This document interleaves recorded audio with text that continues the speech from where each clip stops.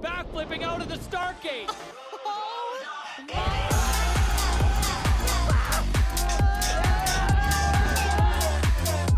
This place is erupting.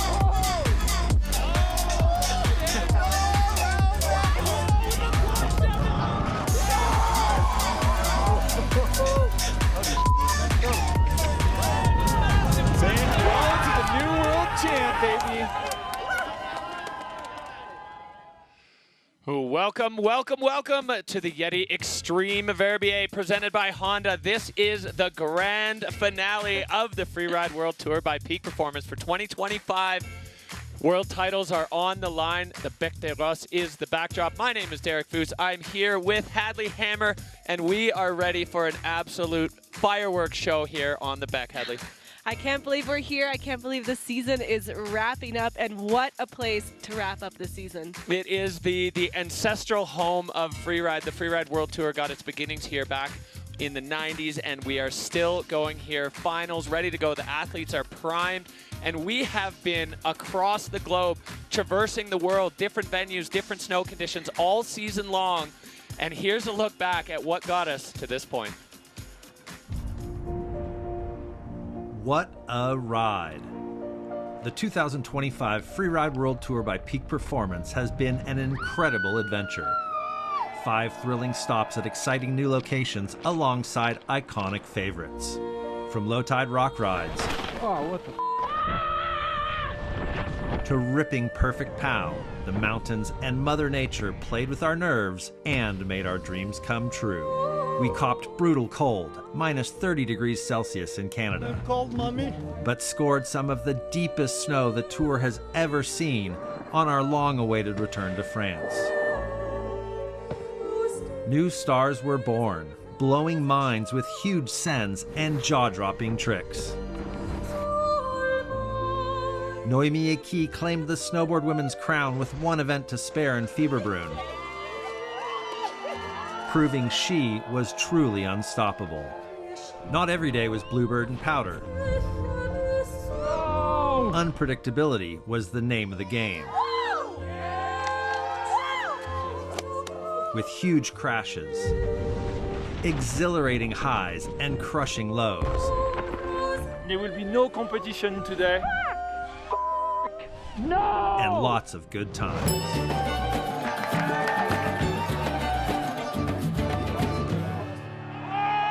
With 60% of the riders surviving the cut, the grand finale is going to be the most competitive ever. A fitting end to an epic season.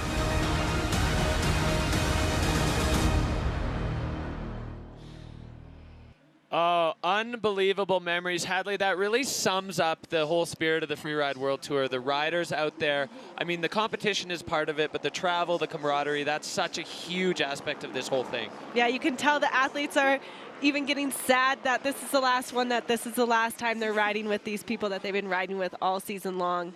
And it's that mix of they're super focused, they're a little scared, and they also don't want to say goodbye to their good friends. Yeah, the intensity of the cut and now the intensity of finals. The riders have been having a blast here in Verbier. We are running D-2, which means 2 days before the start of the weather window. So the riders were showing up. They were able to hustle and rally, get here early, get a look at the face. You know, a big part of the reason for that was the weather is going to be changing, but these athletes have been having a blast in Verbier as always. It's such an iconic place to finish the whole season. I mean, 30 years ago, people came here for the first time, and these athletes are just adding their names to that history book. Well, we see on the screen, this is our esteemed panel of Freeride World Tour judges. They are ready for the show. We have Jacqueline Pollard, we have Laurent Bess, Bertie Denervaux, and Laurent Gauthier, and Cyril Neri stepping in as video judge, one of the most experienced video judges we've ever had.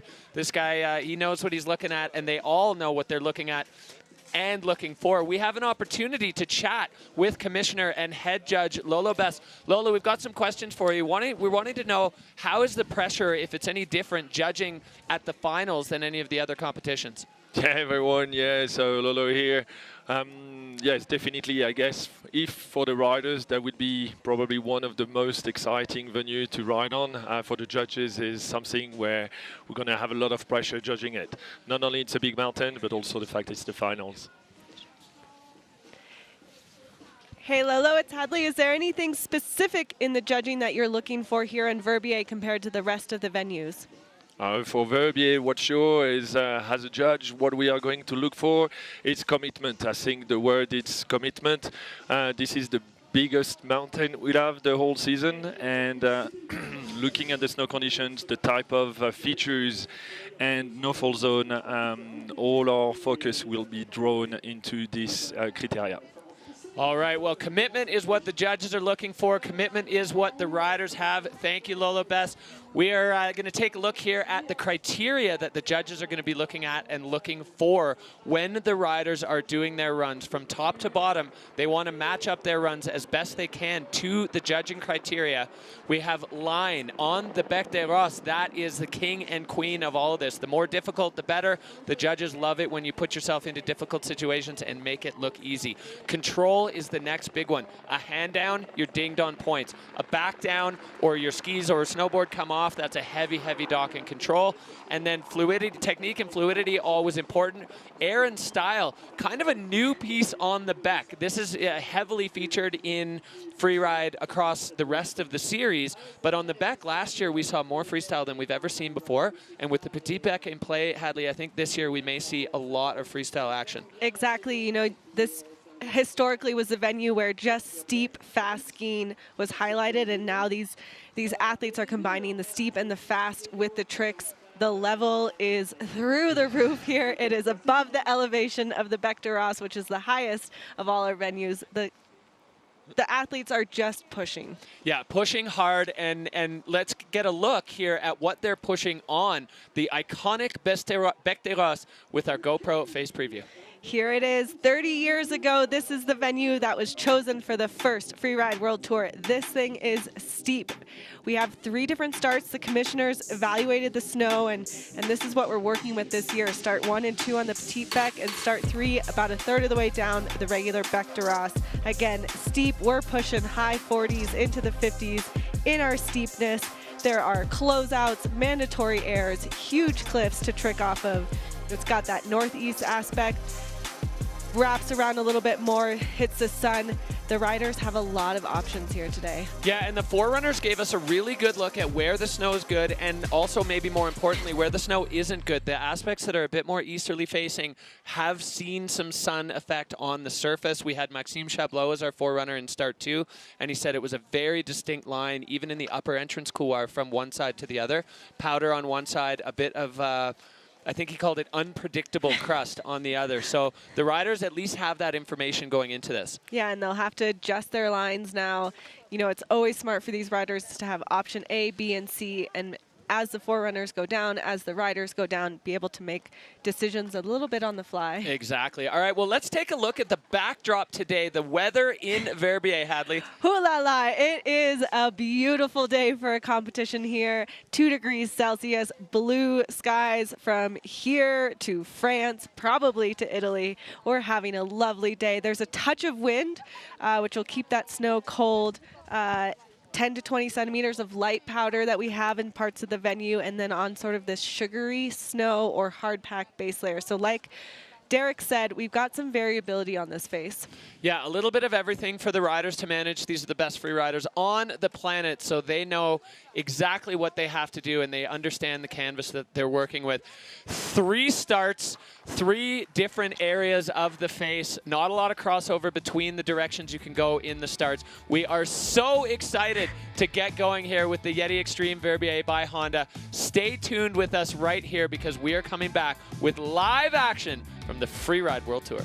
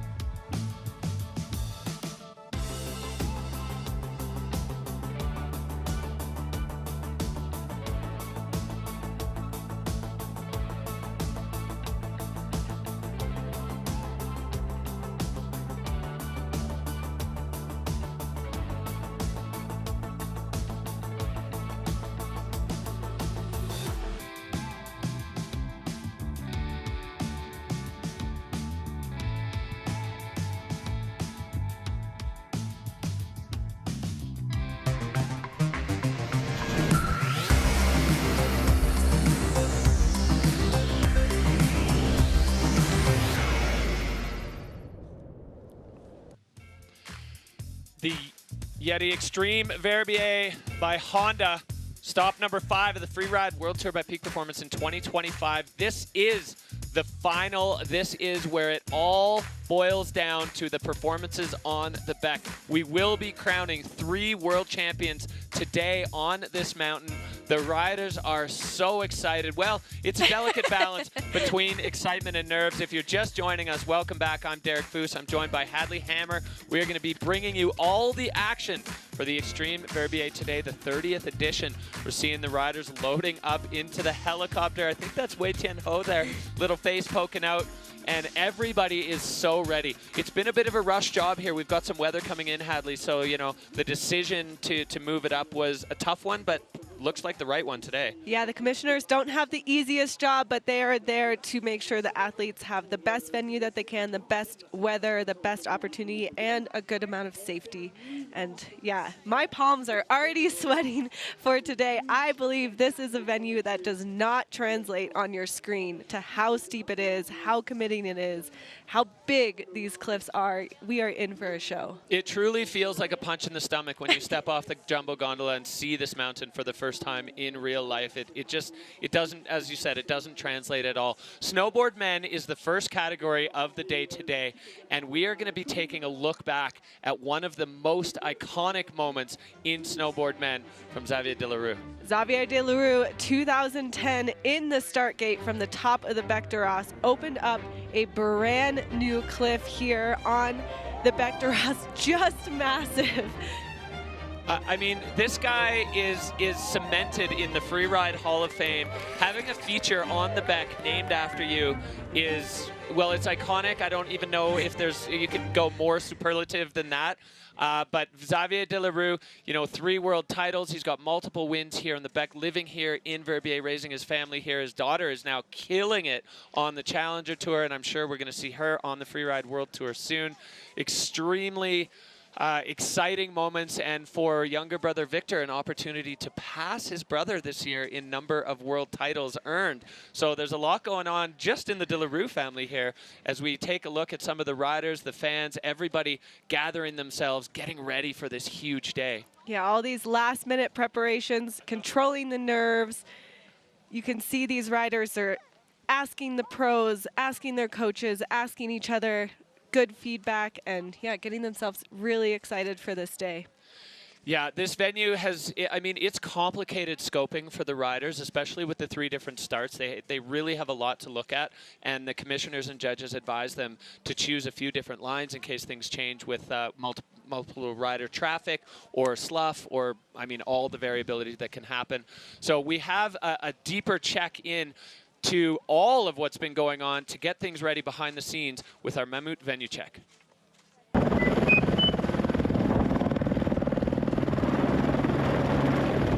Here as well in Verbier, we've got our stairway to heaven.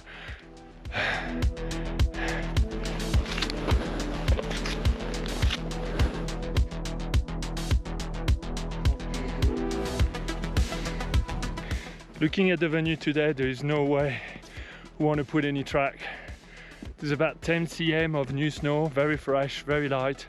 Anything that we're gonna do is gonna trigger a lot of slough. So the idea now is to go on a venue which we used for the Junior World Championship a few years back. And it's exactly the same orientation, same sort of steepness, same amount of rocks around, so we'll know if it's getting sugary or not, and that will give us the essential insight on the snow condition on the Bec de Ros. So then we'll be able to take a decision on is the conditions, or are the conditions good enough or not.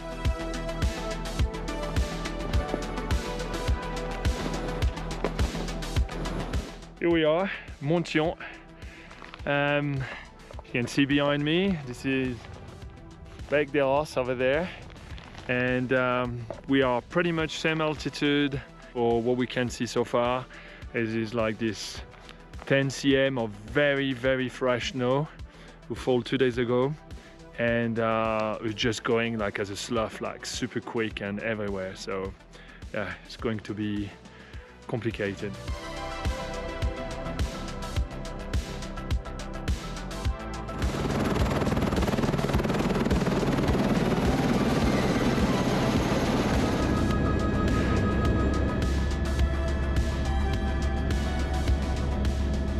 So day 2 of preparation. We're at the back of the beck.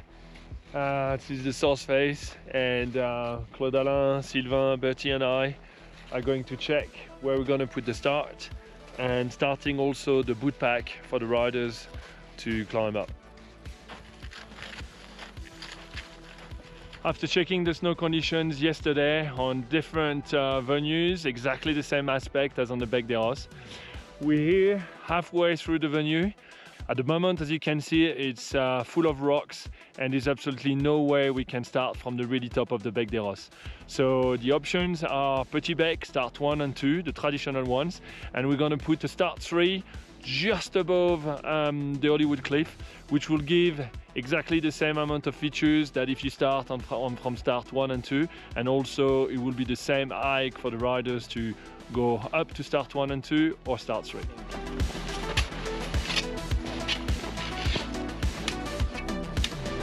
Oh putain. Boot pack done, starting gates, all the anchors have been already set, so let's get a few turns now. Woo!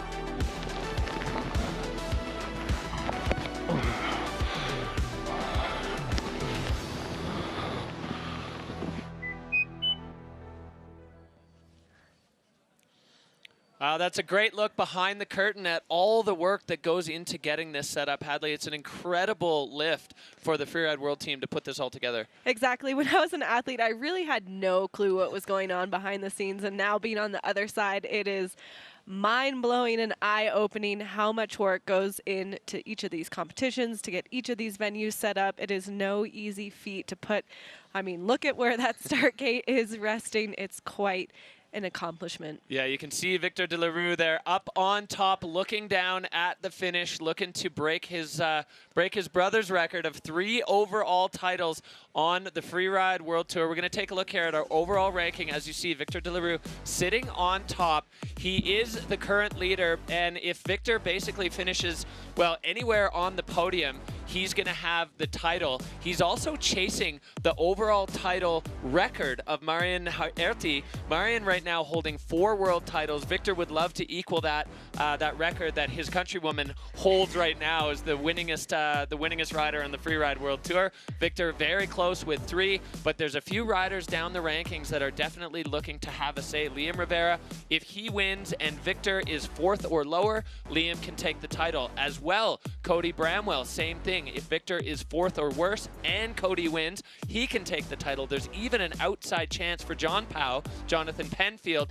if he wins and Victor is last and Cody and Liam are outside the podium. There's a lot of math going on here, but we basically have 4 people that are in play for the title today. Holden Samuels, Enzo Nilo, and Michael Mon will be kicking off the day. He's going to be the first rider out of the gate. So all to play for here on the snowboard men's field for the Freeride World Tour. Hadley, it's so exciting. I'm just buzzing right now. So exciting. I love the finals that actually matter. You know, like it's not over. They still have to perform well on this Bec, and it's going to be quite an exciting day. Yeah, and definitely executing on the day is, well, all of these riders' specialty. Every one of them has done it all season long and put themselves into position. Here you see these are our 3 favorites. Victor de la Rue, anything on the podium, and he is world champ for a 4th time. Liam Rivera and Cody Bramwell have an outside chance. They need to win, and they need a very specific set of results from Victor. So it's all in play. It's exciting. Victor's a hard man to bet against on this face, though. He is. So here is our start list for today. Michael Mon, who has been first for a few of these competitions, opening up the Bec, which is a huge level of stress. Enzo Nilo right behind him, Holden Samuels, John Powell, and then again, Cody, Liam, and Victor will finish off and hope that he is securing the title. But again, Cody and Liam, you know, they finished really well the last few comps, and Victor had some crashes, so the pressure is on. Yeah, if you've got your brain turned on, you may have noticed that start list is in exact reverse order of the current World Tour standings. So we will be building the drama throughout the category in all 4 categories today. So the The first one on the good side of the cut will be dropping first, and then down to the person in the golden bib. There we see Camille Armand, Freeride World Tour standout, checking in with his friends. The spectators are lining. Every ridge, every bit of real estate possible is in play. There's for sure raclette sets out. We had a propane pizza oven up here last year from one of the groups of spectators. Everybody is fired up, and I got to say, fantastic spectating weather for Freeride. I mean, it's hard to have a venue that has a massive tram going right to the viewing area. We are so lucky here in Verbier. It's just set up for Freeride. It is perfect, and even the little guys, he's going to catch the vibe. Sometimes it's a little bit hard to get up early for the young Freeride fans, but we're getting there. I believe that is Victor's family, yeah, so he's getting excited for Dad. We're going to dive into the Peak Performance Fun Bet fan favorites. This is Fantasy Freeride. This is your opportunity to get some skin in the game, and 93% of you feel that Victor de la Rue will land himself on the podium today, and if he does, he's world champion for a 4th time. Cody Bramwell getting 64% and Liam Rivera 62%. Don't worry that these numbers don't add up to 100. This is a vote for somebody to be on the podium. Peak Performance Fun Bet, your opportunity to get in the game. Prizes galore available at the end of the season. There we see Lily Bradley getting themselves ready to back up that big win in Fieberbrunn. So much at stake today, so much action. The Beck providing the backdrop. Look at this pile of rocks. If a child drew a mountain, this is what they would draw. Exactly. Though I don't know if they drew it, they would still want to ride down it. And again, you know, a lot of these riders, particularly the ski men, they've had a long season, and this is quite the venue to finish on. It is, yeah. You know, listening to all the riders at Face Check, there are definitely some big plans brewing in all 4 categories. There's the pressure of results, but in this event, there's also the pressure to show for a rider to show their absolute best. They know the world is watching, and we are just about set to go. We have the start gate, and we have our first rider of the day, Michael Mon. He's got a podium finish from Val Thorens, France. He has been on the Freeride Tour, I'd say, I call him a mainstay even. He's got multiple wins in his career, mostly coming from Spain, and a podium run, and Michael Mon is on the back. He is on the back right into that steep chute, coming off of that 4th in Fieberbrunn that put him over the line. So a somewhat unexpected appearance here, and riding through into the shade, onto the darkness. You can see how steep it is, right into that first committing first air, and again, you can see that slough running, which he'll have to manage as being the first rider. Michael Mon coming into this Geraldine Fashionat closeout and going over the front there. That landing proving tricky for Michael Mon. That closeout air named after Geraldine Fashionat, who was the first rider to open it up. The landing is tricky, and that air is much bigger than it has been in other years with this bit of a low tide season here in Verbier. Exactly. Every cliff on this venue is, some are almost double their normal size, so these athletes are committed to going big. Michael still staying strong, recovering well from his crash, and making his way down into the finish line. I wonder if part of that was how much slough was moving around him and landing with that slough continuing on. Yeah, it had a bit of a Niagara Falls look as he was coming over, and when you're going off a cliff in your slough, you can't exactly see where the takeoff is, can't exactly see where the landing is, and looked like his nose just dipped. We've got the Yeti cooler jump in the finish area there, so Michael Mon, he is safely qualified for the 2026 Freeride World Tour, but he was looking to put a stamp on the Beck today. Unfortunately, going down Hadley as we look back at the replay. Here is that top air, solid right over his board, moving his way into the shade, and then, yeah, look how much slough is moving with him, and it looks like he just went a little top heavy. Yeah, Michael Mon, physically one of the strongest riders on the tour, but this is putting even the best athletes to the test. It looked like maybe it was a bit firmer too than he was expecting, and we did get that feedback from the forerunner Maxime Chaplot that the landing is stiff, but good. You just need to hit the transition of it. So Michael Mon a little bit coming a little bit unstuck there as we see our MAMMUT line tracker fall line approach for Michael. Very fall line approach. Again, here you can see the judges are going to ding certainly on the control, but he did ride the rest of the line strong and with great fluidity. Yeah, absolutely. So Michael Mon safely down the Beck in the finish. The relief that a rider feels when they are at the bottom of this mountain. So 39.67. benchmark score, but with a crash. So I think we'll see that step right up as we make our way through the snowboard men's field. Michael's going to take a spot in the hot seat, and he's got the best seat in the house to watch the rest of the snowboard men. Exactly. Bringing ourselves back up. Look at this venue. It's just a refrigerator on that side. Yeah, so dark, so cold, so steep. That traverse line that you see on the right side of your screen is how the riders access start number 3, which we are zooming in on now for the next athlete in the gate, none other than Enzo Nilo, hailing from the Trois Vallées in France. Enzo has had such a strong start to the season, kicking off with a win. You know, he was cut from the Tour, then he won at the Challengers, he requalified, and then coming back to the Tour, locking himself in with a win, and he has been looking to recreate that result. He, Camille Armand, and Victor Delarue, you know, part of the Freeride Fiasco team, and Enzo Nilo on the back now out of start 3, the first rider we've seen from this section. So exciting to watch. This is where we saw the snowboard forerunner come down and join sort of the more consistent snow on this side immediately into an air, but you can tell how steep it is, how fast he's riding. Yeah, Enzo using that heel side edge to control his speed as he comes down now into the heart of this central section of the Bec des Roses, winding his way through that maze of rocks and seeking out his next feature. It's really hard for the riders to find landmarks here because everything looks the same. Right off the nose, Enzo, clean reception into the landing and now out into the apron. He just needs to keep it pointed downhill. Not a turn yet on this entire lower apron of the Bec.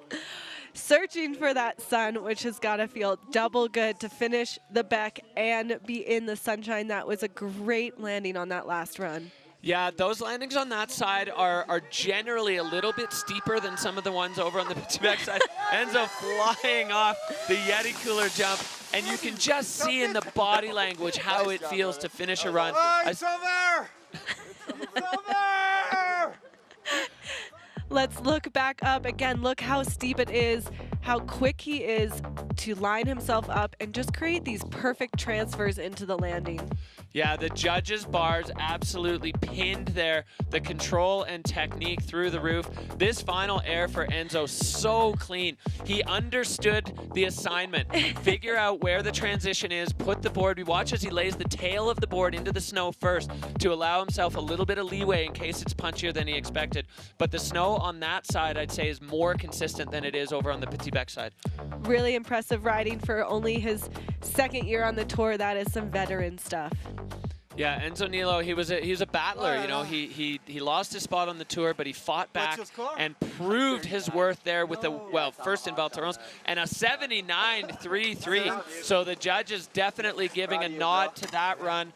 Ultra fall line, super direct, very controlled, everything they want to see. Enzo just delivered in spades on that run. So great start here for snowboard men as we are 2 riders deep into a 7-rider category. As we said, world titles on the line, records on the line, family pride on the line at the Delarue household. Lots at stake here as we're looking back up. You can see the start 2 and start 1 there. Start 2 is on your left, the rider's right, looker's left side, and start 1 there over it. It's powdery, but definitely a little rocky over on that side. We'll see how many takers that start 1 gets as we are back into start number 2 with Holden Samuels. Holden, the Moonlight Basin rider. He's been building. He had a rough start to the season, and then he found himself on the podium both at Kicking Horse and Fieberbrunn. So picking up momentum and maybe peaking at the right time for Holden. I think so. He's been riding over in St. Anton in the break between comps, and it looked like he was just gaining confidence. Super strong riding coming into the Bec. Feeling good and confident. Here we see lining up that first air again, a full choke below him, so he's got to stomp these. Yeah, using the heel side edge to control his speed as he comes on the big side of the closeout. Perfect landing for Holden, but just checking up. He needed to check up there so he didn't accidentally fly off that next cliff below him. Now Holden Samuels getting momentum back as we've got this nugget feature dead center of the Petit Bec and tossing a 360, landing back in control for Holden. Back in control. There is no room for mistakes on the Bec des Roses. Huge! Huge backflip, but not able to make the full rotation and the landing. But wow, this is a fast run from Holden Samuels. Yeah, and Holden making a statement that the fear of the Beck is not going to hold him back from doing his absolute best on this mountain. Throwing a backflip on that feature, there is a little bit of a lip on it, but so committing to do it there with all of what's looming. And a front flip into the finish area. Holden Samuels finishing strong. The Yeti cooler providing the last hurrah. How'd you run, guy? Middle. That snow is so out. I have to shut it down now. Yeah, definitely. Now let's take a look back here at this replay. A really strong start for Holden. The way he moved down this top section, fully in control, perfect landing, and then, yeah, it looks like he just tried to ditch speed a little too early, got too chucked in on that heel side edge. Yeah, Aaron Style maxed out there on the judges' bars as we saw a really well executed 360, and then this backflip with hand drag. Yeah, almost a little. He maybe didn't quite get the vertical pop, and just coming up a tiny bit short on the rotation. Yeah, that's what it looks like. Not fully around, but great commitment out of the rider from Montana. And then the front flip, so that doesn't count for the judges. That one is just for the soul. But Holden Samuels putting the front flip down at the bottom. You can see another super direct fall line approach on our MAMMUT line tracker. Holden Samuels putting it down. So I don't think that's going to bother Enzo Nilo in the hot seat with that crash, or two crashes, I guess, that Holden had, a 45, 6-7. So he moves into second currently, as we are rolling through snowboard men here at the Xtreme Verbier. Enzo Nilo just taking it all in, you know. He became very comfortable in that hot seat in Val Thorens earlier in the season. And now we see Enzo sitting on top of the pile with 3 riders down and 4 remaining. The Alps of Chamonix looming in the background behind Verbier as the first of our potential world title contenders coming into the start gate. There's none other than Jonathan Penfield riding out of Squamish, BC. John Pau, 3rd in Spain, 3rd at Kicking Horse. He's got 2 wins on this venue. This is a man you cannot count out in Verbier. The steeper it gets, the more interested John Pau gets in what's going on. And Jonathan Penfield is now dropping out of start 2. Dropping in. You know, it was interesting listening to John Pau talk. He always wants to find his own line, and with the restrictions of how rocky it is and how low tide, I think we'll see a more traditional run out of John Pau today. Yeah, he said exactly that. I'm probably just going to go for the classic, but adding this upper feature here, getting the grab, so Aaron Style points already in play for Jonathan Penfield. Now coming down to the lower side here of the Geraldine Fashionat cliff and taking it right off the nose. Oh, and the slough cone there. That landing has many different angled sections. We saw Holden line it up perfectly, and both Michael and Jonathan struggling with that. Yeah, it's not a simple air whatsoever. Throwing in the 360, riding out. I think John Pau is really more used to having more rocks under his board. Yeah, exactly. He was so at home. So backside 3 there, front side on the first one. So proving he can spin both ways. Jonathan Penfield now into the lower section of the Petit Bec and finding another hit there as the drone just passes over top of him. You can see here there's a distinct change in the snow as you pass from the shade to the sun. So John just needs to keep it pointed in the fall line. So another strong run, but just slightly derailed by that Geraldine Fashionat closeout. Tricky conditions so far on the Bec. That one was potentially for you guys at home watching. Jonathan Penfield, 8 years on the tour, multiple wins on the Bec, always a great rider. Yeah, John sitting in 4th overall currently, and he certainly is capable of delivering. Not going to be his day to day as he's just filled every crack and crevice with snow. Oh boy. Maybe you're in front of me. All right, let's take a look back here at the run of Jonathan Penfield. Here is that top air. No, I believe that was the second air that he hit. But here's the fast not cool air. He took a new entrance, but yeah, looks again a little bit front heavy. One flip over back on his board right away. Yeah, so not a huge dock in fluidity there for Jonathan Penfield. Front side with the grab, 360. He had to get his board sideways right away to gain control. The snow proving a little bit difficult for the riders to just maintain speed. And then backside also with the grab. So Aaron style, he's doing everything he can. There is a certain amount of recovery that you can gain, you know, with Holden going down, with Michael going down. There's going to be rankings within those crashed runs. And all of that will, this is maybe the best part of the run. Full commitment to the belly flop. We love it. Look at that MAMMUT line tracker weaving its way down the Petit Bec from start to. We are here with the snowboard men as we wait for Jonathan's score.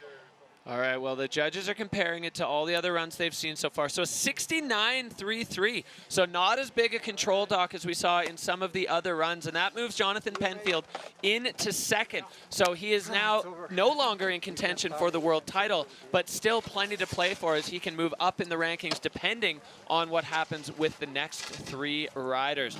As we are now looking at our first rider to take a bite out of start 1. This is Cody Bramwell, and this man is riding a wave of confidence. Winning in Georgia, second in Fieberbrunn. The rest of the runs this year, the rest of his comp runs, we can just forget about because Cody was having a bit of a rough ride, but he's refound whatever it is that Cody needed to do. I feel like this is a guy who really rides on confidence. He rides on the vibes. And now we're seeing Cody at his best, which is an extremely frightening thing for those 2 riders ahead of him in the rankings. When Cody is firing, look out.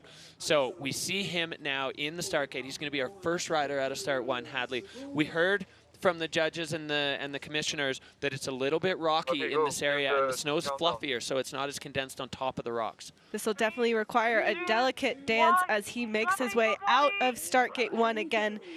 You can see him making already through a bit of a pepper section, the snow starting to fly, and huge backflip. Oh, and the landing, perfect. Look at what he did that above. Cody Bramwell with precision technique, getting his way, the slough pouring off those cliffs above him, backflipping into the exposure. Now we've got this windlet feature, Cody getting the grab, and now coming back out into the central section of the Petit Bec. That was holy moly, mind-blowing stuff from Cody Bramwell. He still has more features below him. My jaw is back up, attached to my mouth. Big 360. Pointing it down, making his way again. This is where the snow is changing, and he has just got to make it to the finish line. Oh my goodness, Derek, that was an insane level of commitment at the top. Derek's mouth is also in his lap. I have to pick my jaw up off the floor. Cody Bramwell, we said he was riding a wave of confidence. Another backflip into the finish. This man is unstoppable right now. That was absolutely incredible from Cody Bramwell. I could see a glimmer in his eye as we rode up the jumbo this morning. They were sparkling, those big blue eyes, and I think he knew he had something special with what he was planning. Let's look at this first air right off the top. Holy moly. Well, this just shows what he was jumping into and what was looming below him. Cody backed himself completely on that. He had to land this one too and get direction change, or he goes off that enormous cliff. Slough cascading everywhere as Cody Bramwell finds himself safely out of the upper section. I mean, this is going to be one of those moments that gets replayed for years. The highlight so far of Snowboard. Man, you see how he had to wipe his goggles off just to get vision again.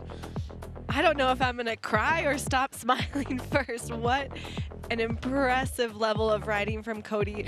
We see the drone shot. Look below him. Look at all of those spikes and points of rocks and cliffs below him. He gets control back perfectly, airs onto this hanging pad, and then has to redirect himself to air off it. Through the slough line. I mean, if he didn't land that, that's just riding down through a cheese grater.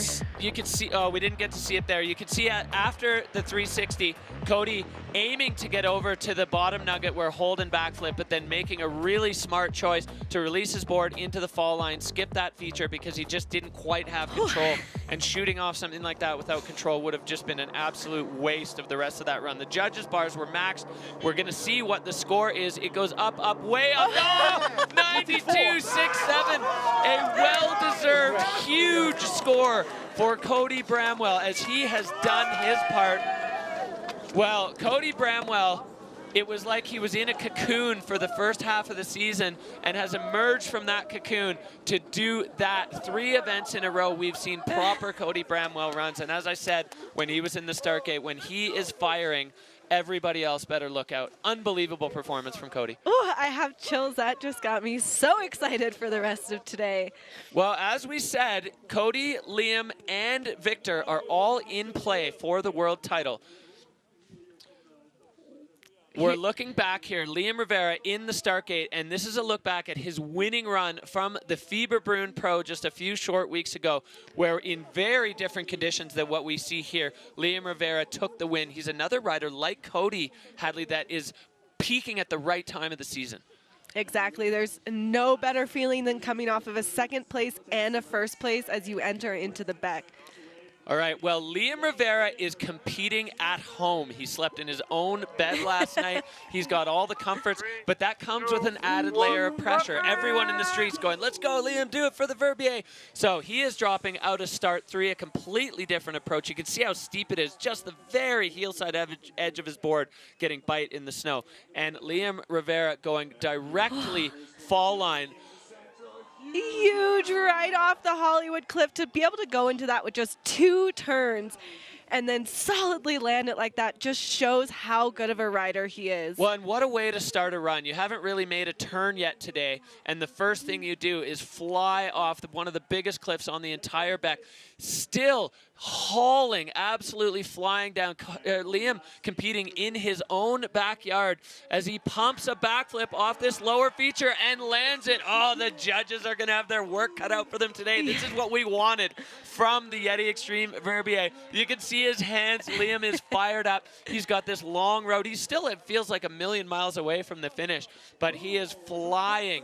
Absolutely pumped, adrenaline maxing. He just took about 14 seconds to get from the fly on the wall position there on the Beck through the finish. And a huge run from the local boys. So these boys are bringing it to Victor. He's going to be up there thinking, all right, well, if I want this title, I'm going to have to beat 2 incredible runs.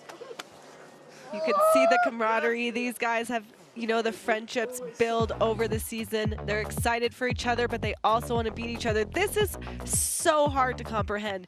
2 turns and you're jumping the biggest cliff on the venue. You have to be fully believing in yourself. Picture perfect landing for Liam as well, lining this one up. All of those features are stacked up above multiple layers of cliffs. And Liam lacing this backflip. Didn't even look like he left the snow there. Every part of that run was picture perfect. Liam, I mean, he's just been building. He had a tough start to the season. He found himself before Georgia below the cut, looking at a difficult situation, and climbed his way back out. Gritty, resilient performance there. And then this one at home, breathtaking riding from Liam Rivera. Yeah, we really had the French dominating in the beginning, and then Cody and Liam reminding them that, you know, we're still here. And then John Powell just with the consistency, always right off the top of the podium. Okay, well, the judges have their score in. It's coming up, and it goes to 90 points. So Liam slotting in just behind Cody Bramwell. So the man now in second overall is no longer in play for the world title. Cody still is, but the next man in the gate has... Well, he's got it all in his hand. Victor Delarue. This would be, if he anywhere on the podium today, he is a 4-time world champion, equaling the feat of Marion Erti, the first person ever on the Freeride World Tour to do that, and beating his brother Xavier in the world title collection. So a lot to play for Victor Delarue. The score to beat a mammoth 92.67 from Cody Bramwell. His son at the bottom watching his father. He's got a lot to look up to. All right, we have an opportunity to check in on how Victor is feeling before this big occasion. Key factor is probably to try to feel confident is a key factor, and yeah, to ride hard, strong. A few people won 3 times, so for sure, like I'm a part of those guys, so for sure would be sick to have a 4th one and to become the new Marion Erti from Snowboard Man. Well, I mean, now he just has to do it. Yeah. Victor De La Rue ready to execute. He is also dropping out of start one. We saw Cody Bramwell so far the only track down there, and looking at his track on this face, it's hard to comprehend what he did. But Victor De La Rue is a man that's impossible to count out on the Freeride World Tour. He has, I mean, every accolade there is to have some of the best film parts, and he is underway now. Victor De La Rue looking to back up his world title. Starting off right away into the pepper zone with a trick, lining up this massive double. Again, there is so much commitment required, so much below him, into the chute, right into the sun and the shade. Yeah, Victor dropping switch out of the start gate, so half cab now with a 360. So Victor De La Rue definitely doing his part to back up his world title and to lock things down as he comes in here looking for a front side 3, landing perfectly, holding it in the fall line. He's got another feature still below him, just controlling the speed as he approaches the takeoff. Straight air for him, going past the bomb holes that the beginning riders took and straight lining so fast right into the sun. You know he can see the start gate from there, the finish gate from there. Yeah, the finish in sight for Victor De La Rue as we wait for him to safely pass through that finish arch, slowing himself down. Another front flip. Oh, front flips are so hot right now. The Yeti cooler, big smile on the face of the 3-time world champion. You're a beast. You're insane. Congrats. Good, you guys put the pressure on, huh? You can hear him. We look back. So Victor came out of the start gate switch. We're not seeing it in the replay. The replay of this double. So the judges loving his line, technique, air and style, all through the roof here. Backside 3 Hadley off that wind lip above all that exposure. These people are honestly superheroes. They really are. And, you know, I wonder if he was playing that line between a safe run and a pushing run, because again, he just needs to get on the podium. Maybe he didn't need to do anything as wild as we watch Cody do, but if he's on the podium, he wins. Yeah, so looking at the runs of Cody, of Liam, and of Enzo, those are the 3 runs that he needs to beat. Somewhere in that mix, if he beats those 3 runs, he is world champion for a 4th time. If he is 4th, with Cody in the hot seat, Cody's world champion. So the math is going to be critical behind the scenes, but before that math happens, we need a score from the judges. A job I would not want today. Intense pressure. Victor, always one of the happiest guys on the tour. He loves snowboarding, and he certainly is excellent at it, as his multiple wins in the Extreme and in the overall Freeride World Tour. World champ, though. Oh, for sure. You world champ. No, you won't. That's a Canadian standoff. No, you. Yeah. No, you. I love this. The spirit of freeride alive and well here at the Xtreme Verbier. All right, we have the score coming in at 89. Victor into 3rd, which means that we have a 4-time world champion. Cody Bramwell jumping up, I think, into 2nd. We'll let the math take care of itself behind the scenes. But officially, Cody Bramwell is the winner of the YETI Xtreme Verbier by Honda, and Victor De La Rue is world champion. Unbelievable here in, wow. Really excited. I mean, Cody, to win the overall, huge. To win the Beck, also huge. There are so few people. So here we go. Results of today. Cody Bramwell with a 92.67. Liam right behind him with a 2nd with a 90. And Victor rounding out that podium with 3rd. But great runs all the way down. Enzo, Jonathan Holden, and Michael Mann finishing it up. Incredible action here on the Bec de Rose. As we've come to expect, this mountain just provides the moments in freeride that we all crave. Every single time we come here, you know, there's a lot of fear, there's a lot of nerves, there's a lot of action, busyness behind the scenes. But year after year, well, for 30 years, this place has provided moments like that, drama like that, world champions crown, new winners on this face. Cody Bramwell just in his ascendancy, absolutely rising to the top. That's 2 wins on the tour this year. This guy is on fire. Man, I'm just so excited. The future of freeride snowboarding is bright. Very bright. Here is our podium. Look at these men, Cody Bramwell, Leah Bravera, and Victor De La Rue. Yes, wow. With his son, a future potential champion. Yeah, runs in the family there, the De La Rues. Now oh wow, I mean, this is just so incredible. So we're gonna take a look at our overall standings here. Your world champion for the 4th time is Victor De La Rue. Cody Bramwell jumping from below the cut 3 events ago to 2nd overall and bringing the heat to Victor. He made him work for that title. And Liam Rivera, 3rd overall, the Verbier local, finishing on the podium at home. I have a feeling, never mind what happens in the other categories, that this town is going to go ballistic tonight in support of Liam Rivera. Enzo Nilo rounding out his season in 4th. John Powell, Holden Samuels, and Michael Mon. Those are going to be the 7 men dropping into next season in the 2026 Freeride World Tour by Peak Performance, along with whoever comes in from the challengers. That's all still to come. So plenty of freeride action still to come at you after the Xtreme Verbier. But right now we have a brand new, well, not even new, we have a repeat world champion, a 4-time, now equaling the record of Marion Erty. We have 2 French snowboarders that now have 4 world titles. Unbelievable. Really incredible. Huge victory.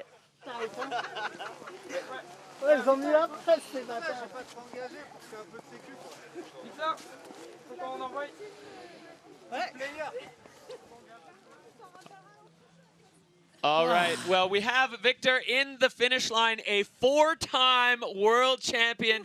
Victor, describe what this means to you right now.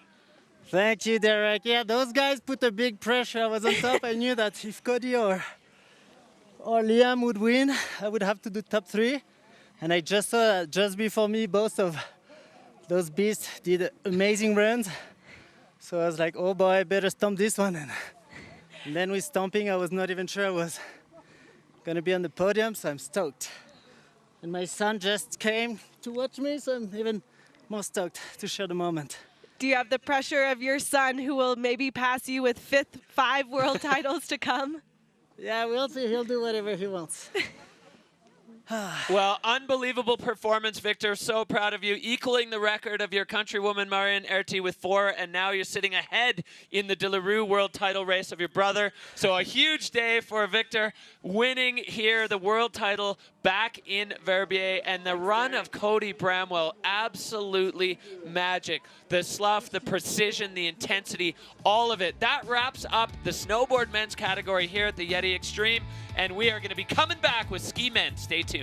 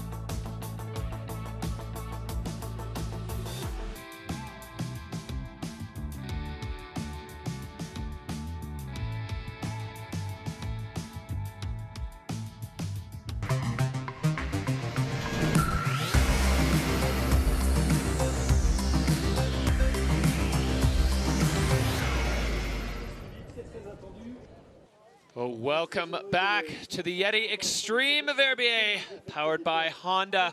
We are ready to go with Ski Men, the resort of Verbier, providing these riders the canvas to put their best on the line with world titles at stake. My name is Derek Foose. I am joined here by Hadley Hammer. We have seen the snowboard men go absolutely ballistic, and we are ready for skiers right now.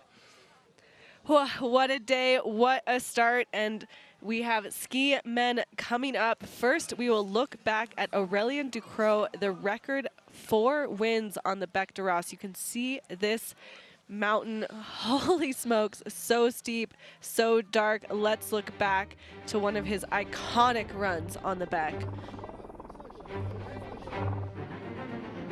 picking his way through all these rocks, committing hop turns. Aurélien Ducrot 4 times wins on the Beck, keeping the record to this day. Yeah, and you can see why. I mean, in back in 09, starting from the top, those upper moves, so committed, so intense. The skiers today just looking to stack up to the legacy that those earlier Freeride World Tour athletes kind of built in the early days on the Bec des Roses. And we have an absolutely stacked lineup for you. As we said, world titles on the line in 3 of the 4 categories. Ski men is no different. Plenty of opportunities to get it done. Plenty of opportunities for things to go haywire. We saw the same in snowboard men. As we look now at the overall rankings in the Freeride World Tour ski men's category, Marcus Goguen from Whistler is in the top spot. He's got about a 4,000 point lead over the local boy, Martin Bender. He's going to have the crowd behind him here on the slopes of Verbier.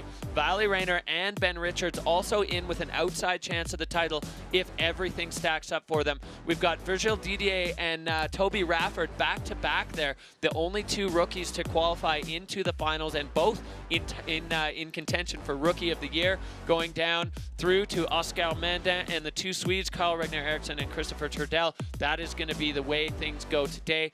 All of these riders, they just want to put their stamp on this back. A world title is great, but an Xtreme Verbier win is something that you will live with forever. Exactly. This is the venue of the tour to make your mark. Again, it's a reverse order, so Oscar, who qualified last, will start first. Then we've got the long veterans, Christopher and Carl, right behind him, Wei Ten Ho, Ross Tester in the middle, and then again those 2 rookies, Toby and Virgil, completely different styles, running 8th and 9th. We've got Ben Richards in 10th, and then here comes those podium boys, Valet, Martin, and Marcus Goguen dropping last. The pressure he has to ride above what the men will put below him, and if Cody's run is any indication of what we will see today, hold on to your pants, to your seat, to your coffee, to your beer. It is going to be a great show. Yeah, buckle up. Marcus is going to have that pressure. His good friend Max Hitzig had it last year. As we see here, 84% of you feel in the Peak Performance Fun Bet fan favorites that Marcus Goguen will land himself on the podium today. 47% voting for Martin Bender, and Ben Richards earning 44% of the vote. Peak Performance Fun Bet, your opportunity to get involved. It's fantasy freeride. Get a little skin in the game. Make sure you vote.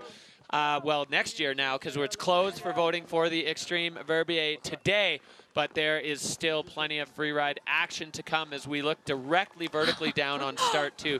The intensity of these start gates, it cannot be overstated. These skiers they have their hearts in their throats. They've got fear, they've got excitement. We've got Oscar Mandin, the Avoriaz rider, got himself a 4th in Val Thorens this year. His reaction in the finish area last year after skiing for the first time from the top was absolutely legendary. And Oscar is opening up ski men here in 2025. On the slope, like you said, right out of the gate, you are fully committed into the steep, making his way to that first air. Has to stomp it. It is a closeout below him. 1, 2 turns and right away into the Geraldine Fashionat couloir or air. Getting a perfect landing there. He's fully in control. Oscar Mandin now getting over onto the rider's left side, finding an air into that nice snow. Oscar keeping the intensity up as he is high speed. Backflip, double backflip. Oscar Mandin, he lands it. No! Oh, no, not able to hold on. So close, but all right, what a way to start. I mean, Oscar Mandin, if a rider has a trademark, Oscar's is the backflip. He's so good at them. So opting for a double there, looking to open this category with a bang, and he certainly did that. I thought he had it. I think I pre-called it. Hopefully didn't give him the commentator's curse there. On his way into the finish line. Not the run he probably wanted with that control issue, but what a way to make your mark on the Beck. He tried. Yeah, he's happy to have tried. Well, and that's the thing about the Xtreme Verbier. You've already qualified into next year, so you get to this event. If you're feeling strong, you're feeling good, and Oscar not really in contention for the overall world title. He can just do something awesome, and he certainly went for that. The top of Oscar's run so smooth. So smooth, so strong, so firm on that downhill ski.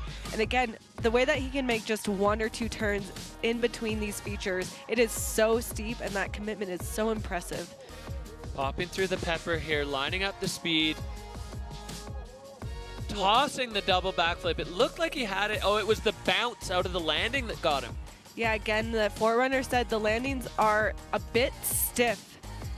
And Oscar went almost double what any of those other tracks were there from the snowboard men. The distance, you see the bomb holes. He just sails past them, still in his second rotation. Reconnecting with the snow, getting a little bounce. Yeah, I can't hold the skis in the fall line there. And once the skis get sideways while you're bouncing, you're kind of done. But Oscar throwing the splaffy there at the bottom, stoked to be safe and sound at the bottom. And as he said, and I think that's a great attitude to take, at least I tried. At least I tried. And what a venue to try on. The Bec de Ross here in Verbier. Start #1 of the ski men, and we have quite the show to come. All right, well, score coming in now for Oscar Mandin, 55.67. So a case of what could have been there, a double backflip on the Bec. I mean, things you never thought you'd see. Or say, Derek. Yeah, exactly. So Oscar Mandin will take a spot in the Dinostar hot seat.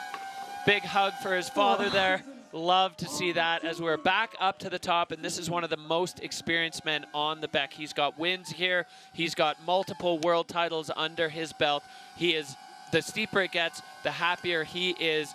The veteran, the smoothest man on snow coming out of Dundret, Sweden. 10 years on the Freeride World Tour and re-qualifying. He was down below the cut for a little while, but doing what he needed to do. Christopher Turdell, he knows how to get it done on the Freeride World Tour, and he certainly knows how to get it done on the Bec, as Turdell is now underway at a start 2. Like a rocket out of the start gate, weaving his way through that top pepper. What a strong skier. 10 years, and you can tell why. No issues whatsoever off this first air. Lining up with a huge chunk of this. Upper deck takeoff for Turdell. Gaining control now with that trademark sweeping turn. He's so smooth on his skis. Turdell now coming in, lofting off this one. Whoa, having a little moment as his skis get caught up in the crust, and he's down. And a ski off for the Swede. Oh no, heartbreaking moment there for Christopher Turdell as he was on a heater. That upper deck takeoff on the Geraldine Fashionat closeout, so committing. And then it looked like his ski got caught in the crust. Again, we heard from Maxime Chablot and Sybille Blanchon that different sides of this face have different feelings, and it is a little bit crusty. But heartbreaker there for Turdell as he just walks out of a ski, and just like that, his run is over. That's going to be a no score. Not how you want to have your day, but wow, I'd love to talk about how he is able to control his speed. I mean, he came off of that top air, took it the biggest, and then within one turn was going the speed that he needed to be going, and that is a skill set that cannot be talked about enough. Turdell going full freestyle there, 180 into the powder as he is through the finish. So we're going to look back here, Hadley, at this replay. Again, huge, took the biggest chunk he can out of this closeout air. See him just flying. And normally you would come out with a ton of speed, and he's just able to get on that downhill ski, make some adjustments, and then let's see what happens. He gets a little bit inside, caught up, but it looks like he's recovered. Oh, he had a bit of rotation in the upper body. Yeah. Unfortunate for Turdell. He just didn't fully have control. And then his ski, I think if his ski stayed on, he probably would have been able to ski out of that one. Yeah, you can see where the sun hits. It's getting a little bit thicker. And yeah, his upper body just makes that twist, and the ski came right off.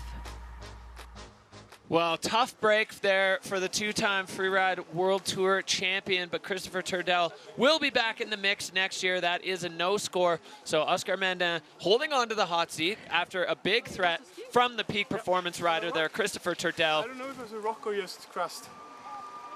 Might have been a rock.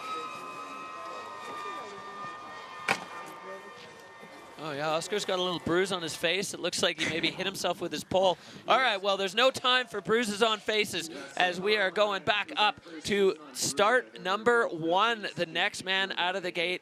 Another huge threat here on the Beck, another peak performance rider, Christopher Turdell's traveling partner, ski buddy. It is Scott athlete Carl Regner Eriksson. The Swedes are so good in the steeps. They're so fast. They're so comfortable. Carl's super smooth.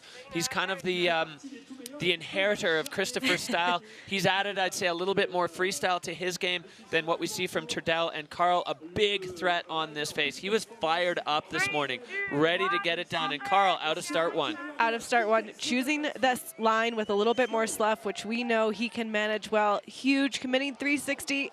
Whoa, a moment there for Carl as he 360'd above all that exposure, got control back, and then popping back into the main section of the couloir, flying off that wind lip. And now Carl more into the central section here of the Petit Bec.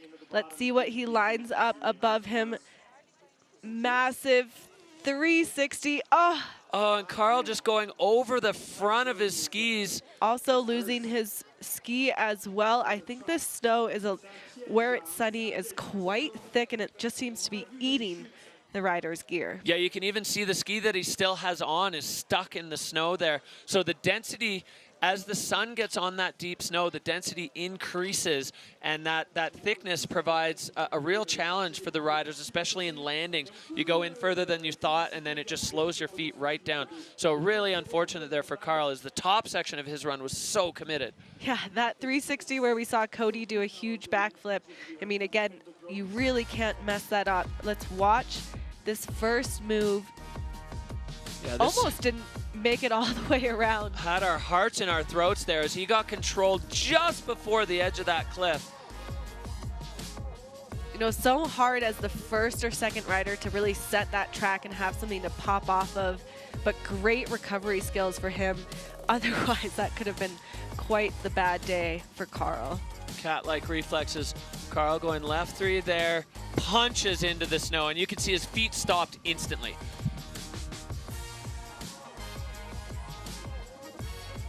Right around, oh yeah. This sunny side, I think, is a factor that the athletes really have to adjust to. These conditions are not the same where you saw the riders go out of start 3. It is firm and consistent from top to bottom. Yeah, this dense powder proving a little bit more difficult for the athletes to manage.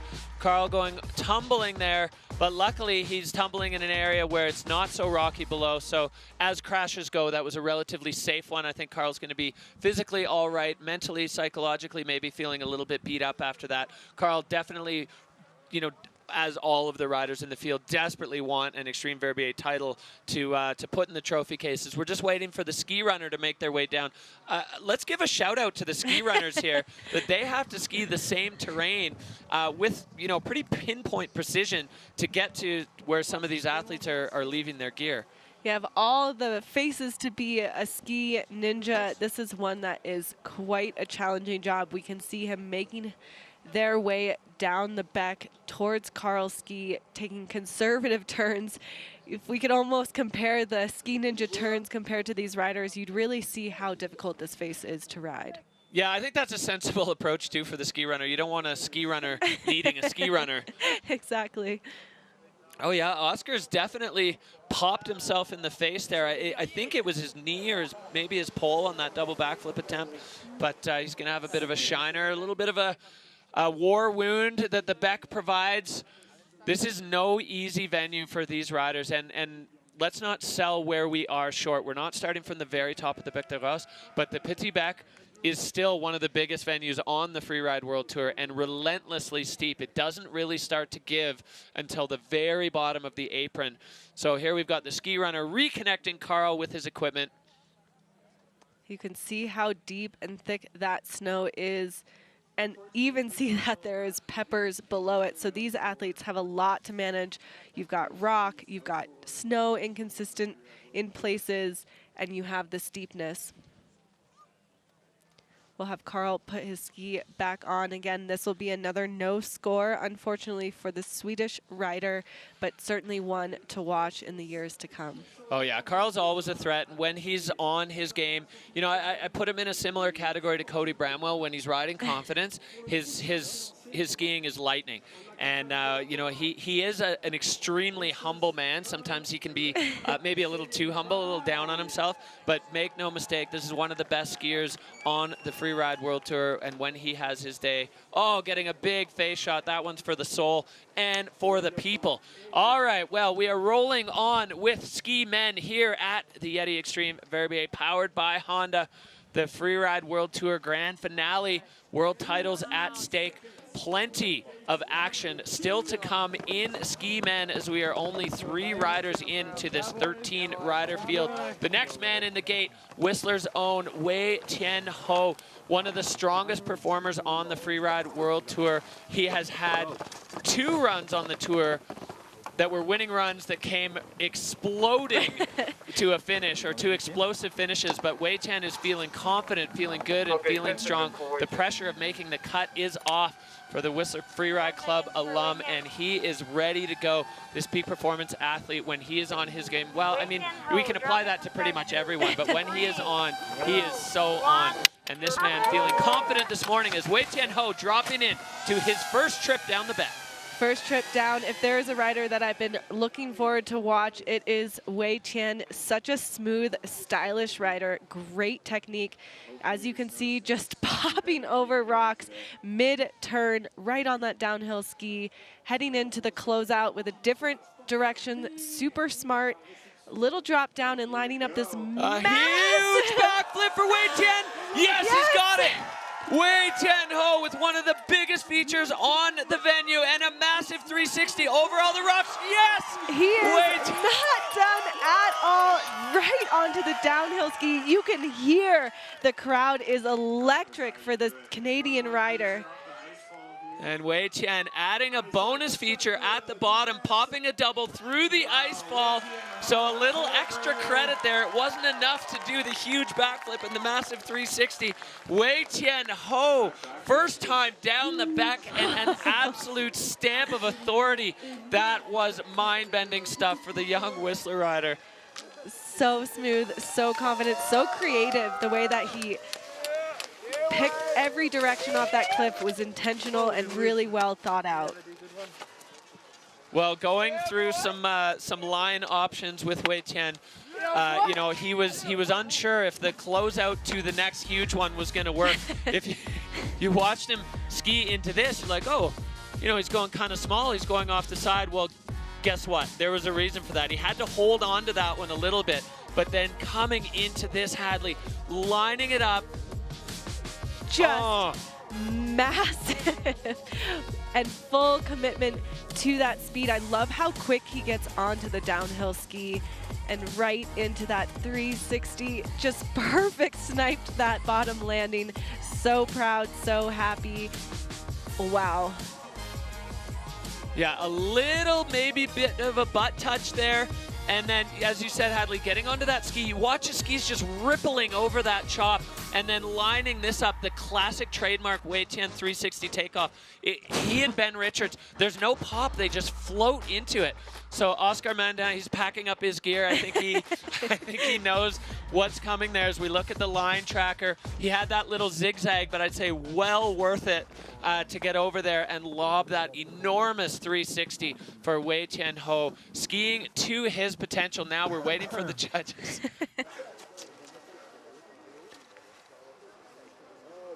I guess he doesn't have anyone to chat to there. He's just looking at the screen. You can wave to your mom at home, YETI. I'm sure Ji-Ying and Tom are extremely proud, as are we all. Doing it for the Canadian team there. Here we go. We got the score coming in, passing that of Oscar Mandin, 84-3-3 for YETI Ho. So the judges, they're setting a bit of a benchmark there. We are very early in this category, and they don't want to paint themselves into a corner with their dropping too high of scores too early. And if I have to comment maybe on that score, a bit of a control issue on the landing of the backflip, but YETI Ho just blowing our minds out there. Exactly. As you said, the judges have to give themselves room, and don't forget they have 3 start gates, 3 different ways down this mountain, so they need room to play and evaluate how big everything is, how exposed everything is, and how the riders move down the mountain with their speed and now Aaron's style. So they've got to give themselves room, but really solid score for YETI. Love to see it. Excited. All right, well, as YETI makes himself comfortable in the hot seat, I'm sure he's hoping for a long time, but I'm sure all the riders still stacked up hope that they can take over that seat, as it means everything to these athletes. Here we have Timo Rollshoven, the German rider riding out of St. Anton. He's been going to school in Lausanne, riding for Peak Performance and Scott. He is so solid on his skis. This guy, you know, he's got the deep, deep bag of freestyle tricks, but let's not forget about his actual ski technique. It is on point and making very short work of the upper section. Blink and you'll miss it. Huge committing, right, essentially making this into a double with how few turns he was taking. We've got 1 and lining up the same air that YETI. What will the cliff jumper do? Getting over the rocks, bouncing out of that landing. Timo, it looks like he's aiming, no, a little bit of a lower takeoff there, using that section of the face to regain control. And Timo going for double, laying it out. Oh, huge impact for Timo Rollshoven. That landing, I think, has a limit on the distance that you can take it, and Timo getting absolutely decked on that landing. His airbag deploying. Hopefully he's okay. That was a big, big hit for Timo Rollshoven. Look at the depth of the bomb holes for that tomahawk.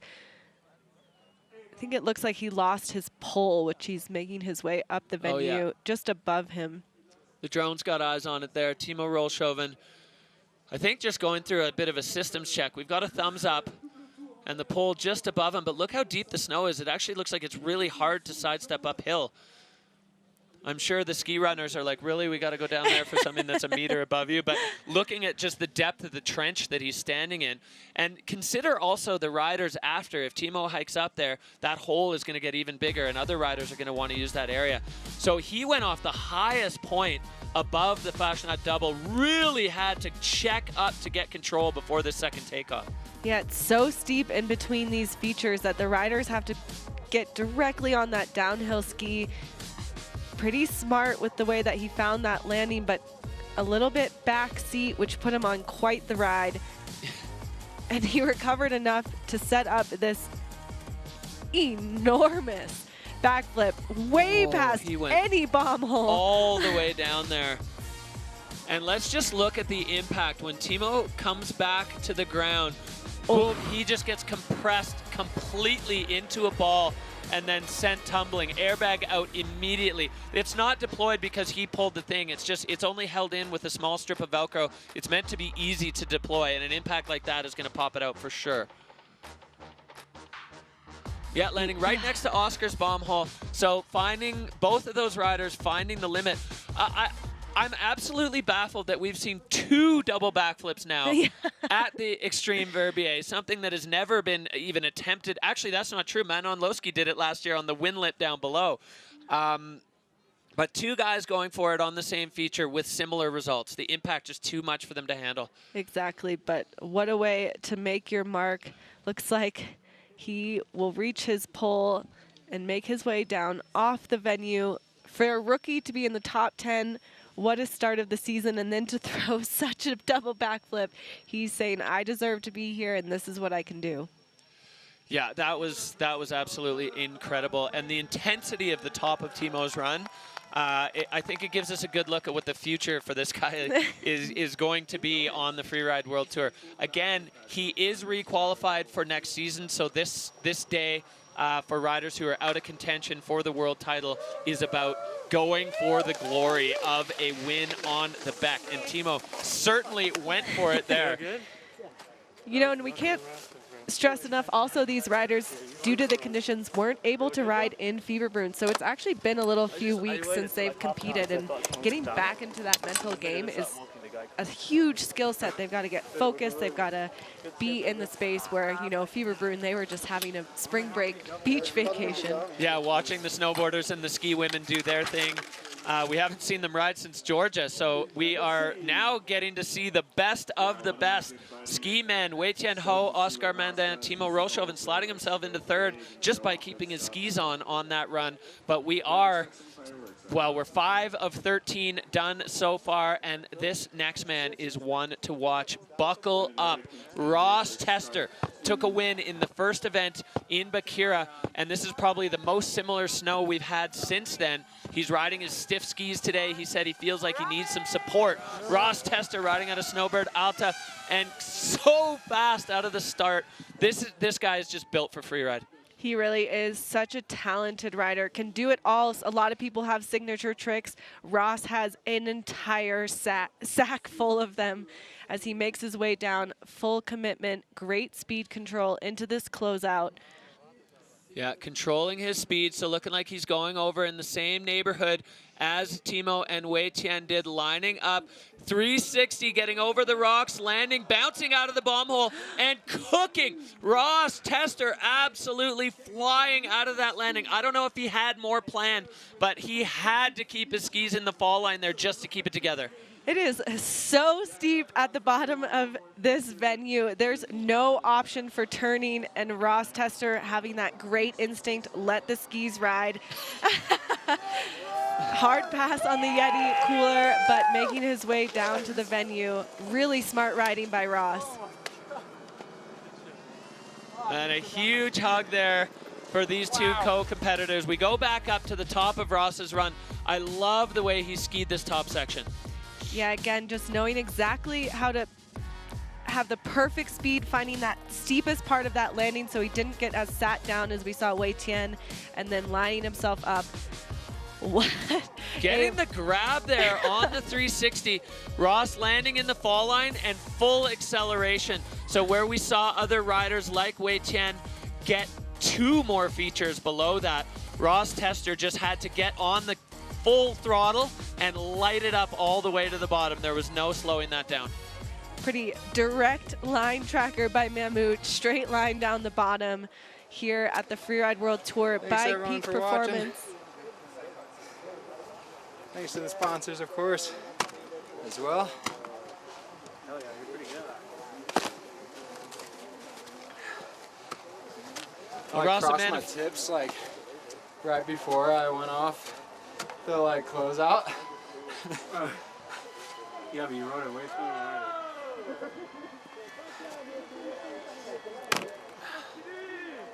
A man of few words there. Ross Tester anxiously waiting for the score to come in, as is Wei Tianho, the score to beat an 84.33, coming in at a 76.67. So Ross Tester moving into second, just behind Wei Tianho. The judges being a little stingy with their numbers, knowing that we are moving in reverse order to the standings. So potentially they got some big scores that they may be throwing out, depending on what happens as we make our way through this start list. So Ross Tester moving into second, behind Wei Tianho, and we are back up to the top of the Alps. Absolutely spectacular backdrop here for the YETI Xtreme Verbier, powered by Honda. The next man out of the gate is going to be the Spanish superstar, Abel Moga. Got himself onto the World Tour with a wild card this year after his performance in Spain, and then put up a second place at Kicking Horse with an extremely memorable run. Abel Moga, one of the great spirits on the Freeride World Tour, doing it for the country of Spain and the legacy of Aymar Navarro. Love to watch him ski, and Abel is now on the back out of start 1. Out of start 1, and my only question is, when are we going to see a front or back flip? How soon? As he... Oh, Abel getting caught up by a rock right at the top. We mentioned earlier that the commissioners and judges said this side of the face, that start 1, is extremely sharky. Sharky means there's rocks lurking just under the surface, and that one just took Abel's ski from him immediately. Hopefully he's okay. That looked quite violent as it just stopped his ski dead, and I'm really grateful that Abel was able to stop himself immediately, as that drone shot shows exactly what he is above. Yeah, we are glad he's able to make his way up to his ski, and like Derek said, just look at the cheese grater below him. Full commitment where he was going. Tons of rock, tons of exposure.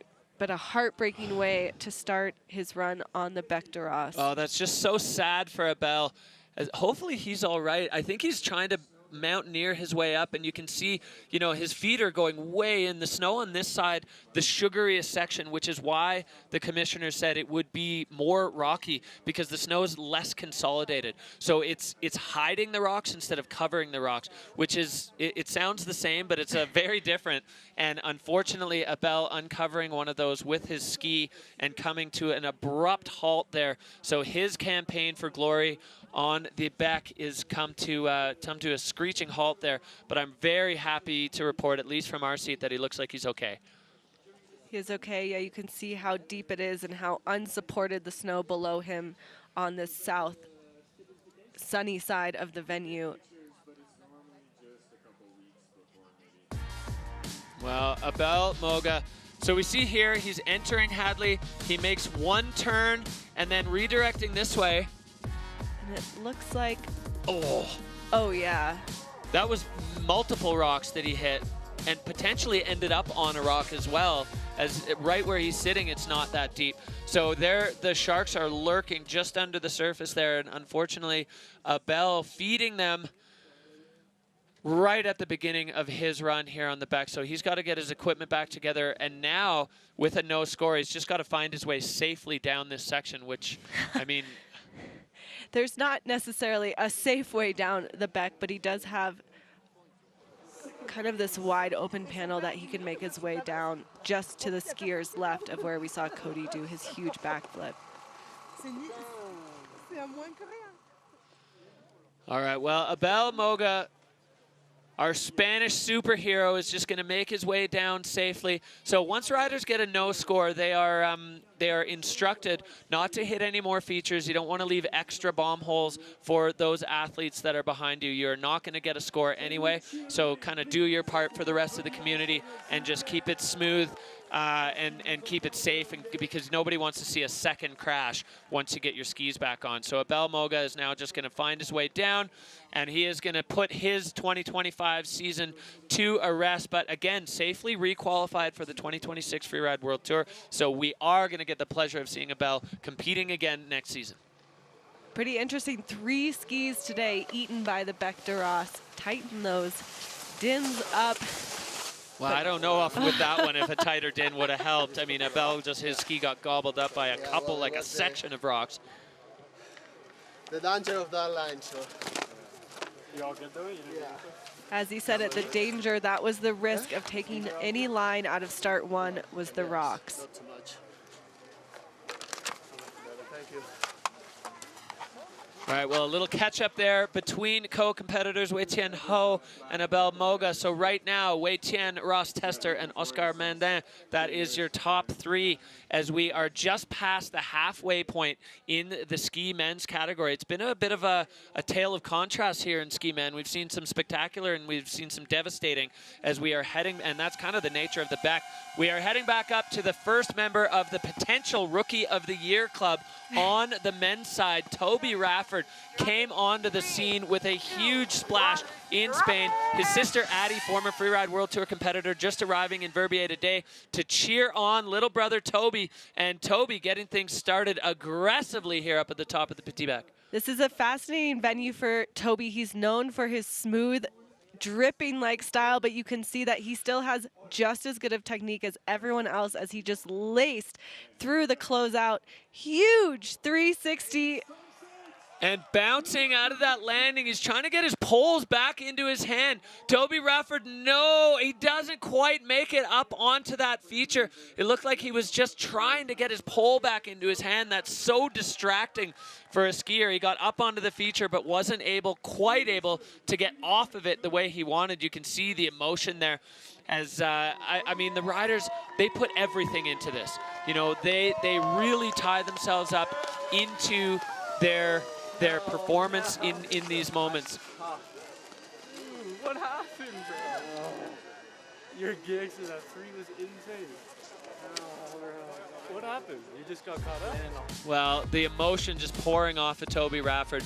This hand drag 360, the best landing. Well, oh no, you can see the poles getting bounced out of his hands when your arms get flapped out like that. Yeah, and we could tell this is where Ross just had to put his skis in the fall line, and Toby really tried to get up, but I think it's pretty thick snow in there, the same kind of snow that ate Turdel's his ski. But yeah, this landing is really bouncing all of the men right out of it. Yeah, and as you said, there's two contrasts we can make here. One to the decision that Ross made to just pump right down the fall line, and another to the precision that YETI had to land a backflip off of that and still be able to cut across to the next feature. You know, these riders, they're so good at this, but the precision required when they are pushing at the top of their own envelope is insane. The intensity of what they're trying to do. Toby wanted that turn so bad, but even a man as smooth as that, not quite able to get that, and he had to give it up, which is probably wise, because if he had kept going that way, he probably would have just fallen off of that cliff. So Toby Rafford, not quite the full execution, but one of the moves of the day with that just perfect, stylish 360. And that landing, it's getting firmer. We've seen Wei-Tian, Timo, Ross, and Toby all taking on that air. So it's definitely starting to set up a bit in the landing, I think. Exactly. Strong riding from the Rookie of the Year. Let's see as we await for the score from the judges coming in. Yeah, we'll see how they compare that to Ross's. So 72.67. So Toby moving into third, waving to his good friend Wei Tian Ho, who's holding off some serious challengers in the hot seat there. As we look now, as Toby Rafford takes over third from Oscar Mandin. So Oscar had obviously a huge issue with the double backflip attempt. Toby Rafford relatively clean, just not quite able to put together the entire line that he wanted. So we're back up to the top, and we're seeing our first of the ski men going out of start 3, way over in the center of the Beck. And I gotta say, I'm not surprised to see Virgile Didier over here. This is mountain goat territory, and I feel like it's right up Virgile's alley. He's the other guy in contention for Rookie of the Year on the men's side. The women's one is wrapped up with Noemi Aki winning the world title. For sure, she is going to be Rookie of the Year for the women, but Virgile and Toby are still in play for the men's side, and we are now seeing the Chamonix rookie pushing out of the start gate from start 3. I'm guessing this is going to be fast and fluid. This guy likes it steep. He has great ski racing technique, but can do some huge airs, big tricks. As you see, he's making his way down this venue, cross-cording around, where essentially the intersection of start 3 and start 2 start to meet. And what he has below him is massive. Yeah, serious terrain beneath Virgile Didier. He's got one feature under his belt. This one is so committed. He needs to land this. Virgile Didier, he's falling. Oh, he's back up. As you see at the bottom of your screen, what he did that above, you'll understand why we just had that moment. And I think Virgile is just going to call it. I think that's wise. When you have a crash like that coming down to, you can see at the top right of your screen, that's what he was aiming at. That's what he was falling towards. So Virgile Didier is missing a pole in his left hand, so making the safe choice. Relief, I think, Hadley, is what we're feeling right now. I think I just grabbed Derek's arm with a surgeon-like precision. That was very scary to watch. Glad he has made his way down to the bottom. And yeah, very smart decision to just whoa, get in, but show us that he can do it all as well. Virgile, Rodeo 5. So this, the YETI finish line cooler jump. He's all smiles. He says, I'm happy. You all good? You recovered so nicely, though. So let's just keep in mind, these two riders talking right now, both first time on the Bec de Rust. One sitting in the hot seat, one just gave us a serious moment. I love this. Look how far he flies past the bottom of that cliff. It's so steep, Hadley. So steep, right back onto his skis, and this is the quite scary, massive backflip. You can see he's just right on the tails of his ski and he knows he had to get himself arrested and stopped as soon as possible. Yeah, slight over rotation. Again, you fly further than you think you're going to because of the steepness of the landing. Virgile got that under control so well. You got to give him credit. And then, yeah, quick Rodeo 5 into the finish, popping around switch.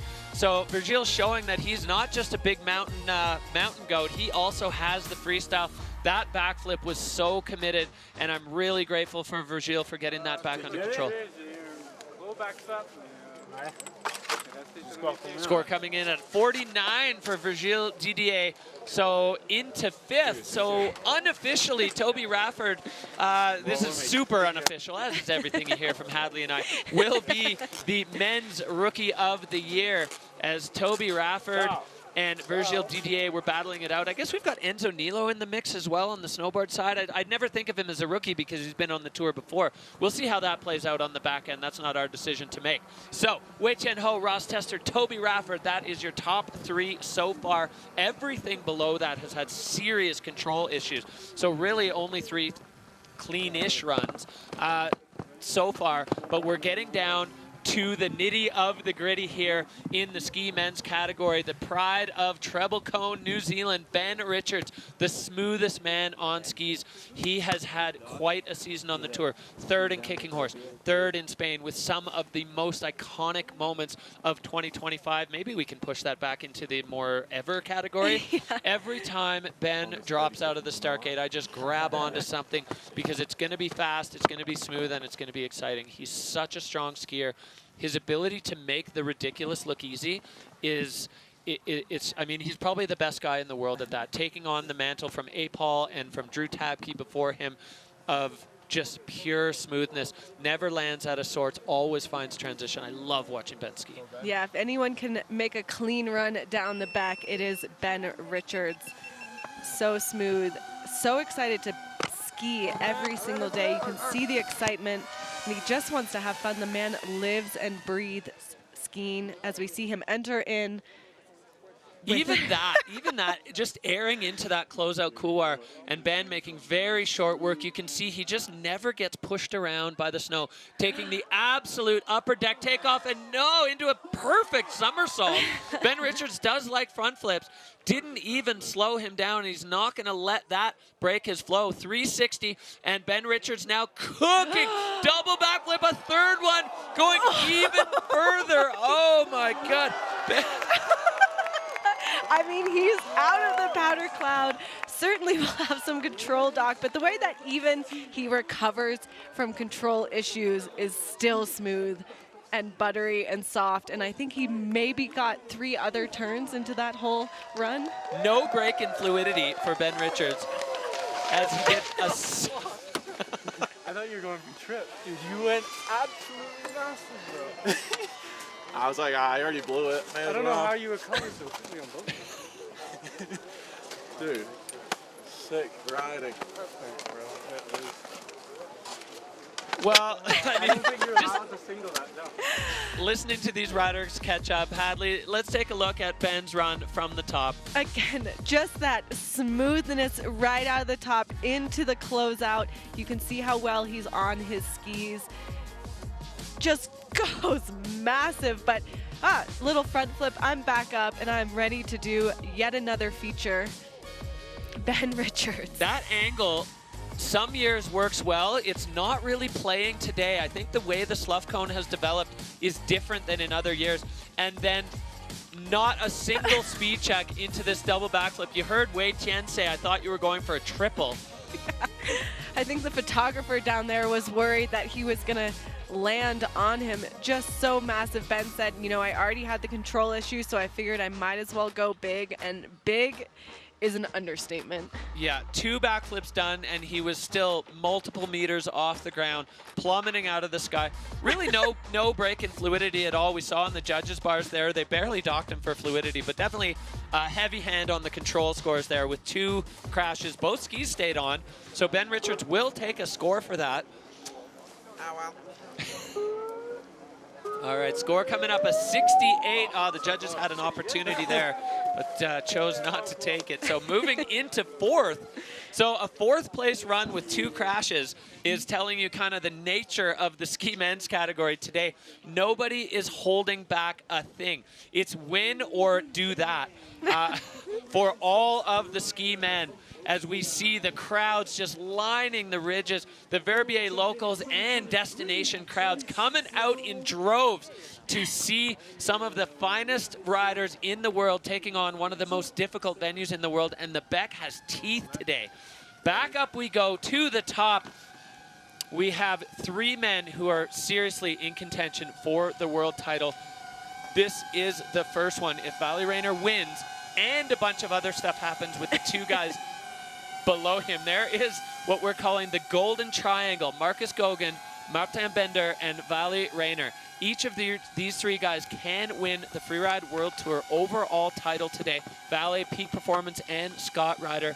He likes to get rowdy. He's kind of a soft-spoken guy, but as soon as he pushes out of the start gate, that goes away. He's almost a Jekyll and Hyde there. The monster comes out, and Vali Rayner, he is the man with some of the most iconic moments we've seen. Peak Performance athlete Vali Rayner out of Austria on the back. He knows what it's like to be world champ, and he wants to be world champ again. Moving straight onto the venue with heat, with style, taking it so direct.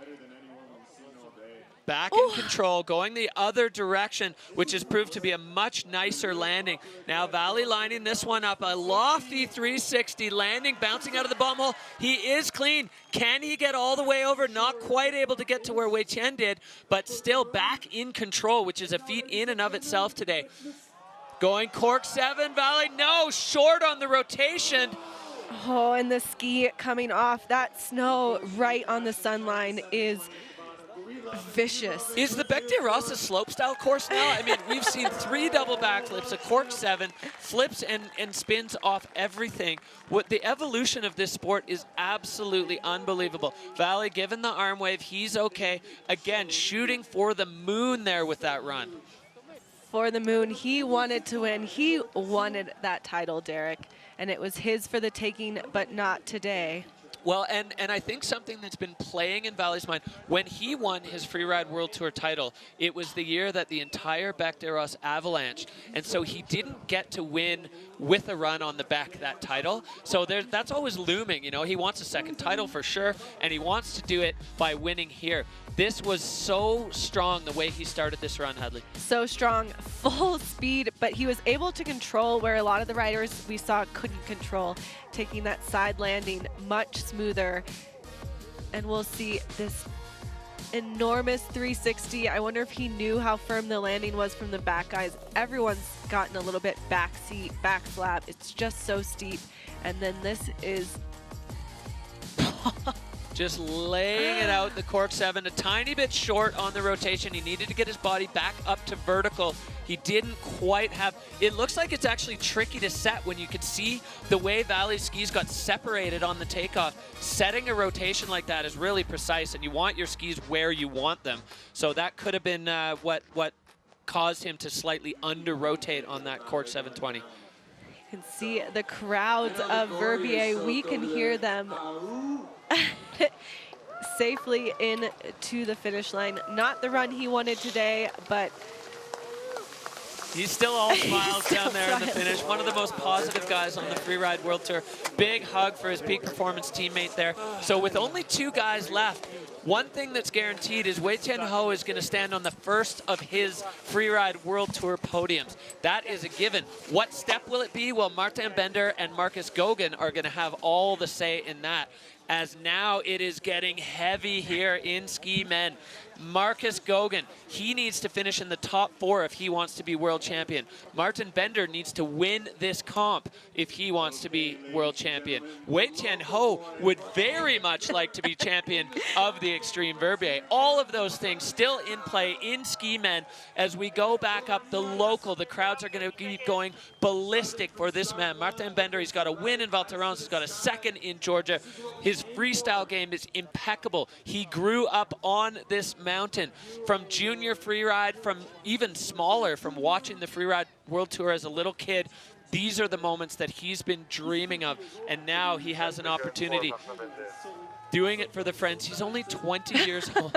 Bender has already made a name for himself on the Freeride World Tour, and now looking to cement himself in the Hall of Fame with a big run on the back. Right out of start 1 with heat. This is where we saw Cody do this impressive run, and Martin is following suit, dancing his way through the rocks, through the exposure as he lines up this huge potential double. Yeah, popping and playing down there. Bender with an enormous 360. He is clean on the landing. Now he's got to get control back. The crowd is going bonkers here below as Martin Bender moving across. There's still plenty of feature options below him as Bender makes his way now into the more traveled section of the back. And we're coming into this feature that has just been gobbling people up. Cork 7. No, Bender. And the ski also is off. What a heartbreaking way to end such an impressive top section. Has anyone landed that feature yet? I don't believe so, Derek, no. That feature has taken down snowboarders and skiers. And in the ski men, at least, nobody has even done a single rotation off it. It's only double backflips and cork 7s. The Beck is a slopestyle course now, I guess. And Martin Bender coming, falling victim, another victim to that just heartbreaker feature. I think in the restage last year of the Bakira comp when we were on the Petit Bec in January, we called that Heartbreak Hotel because it took down so many riders. In other years, it's been very much in play. I think Bender had a little issue up top on the air that Carl did a 360 off. It looked like he got, a little bit tangled up. I wonder if he had more in the tank on that one and then just wasn't quite able to put it together. Yeah, if he wanted to take that line more direct, but he certainly reverted with this huge 360, and he had to pull this one straight into control. Again, the feature is below him. There's no room for making mistakes. Well, Martin may not have made the podium, but he's making the highlight reel with that move. For sure, the biggest single air we've seen to date so far from this ski men's category. And then Martin Bender coming in, he's lining up. He went a little smaller than we saw Ben and Oscar and Timo go with the cork 7 landing, and no, the ski gone. The snow is so dense there. I don't know if anybody else should even hit that. No, I think if I was watching this comp as one of the riders at the top, that is something I would certainly take into consideration. All smiles though, Martin Bender. Coming in with, again, the no score. It is a no score heavy day here on the Beck, just gobbling up gear. All right, well, we've been through ski men, and only one man remains. He is at the top of the Beck. This is Whistler's Marcus Gogan. He has won 2 events already this year, and we got a chance to look into the mindset of Marcus coming into this comp. Yeah, winning the world title this year would be that next step that I didn't get last year. So that's something I'm trying to achieve, and hopefully I can make it happen. Well, I mean, there you go. He was in the position that Bender was in last year, where he got to go before Max Hitzig.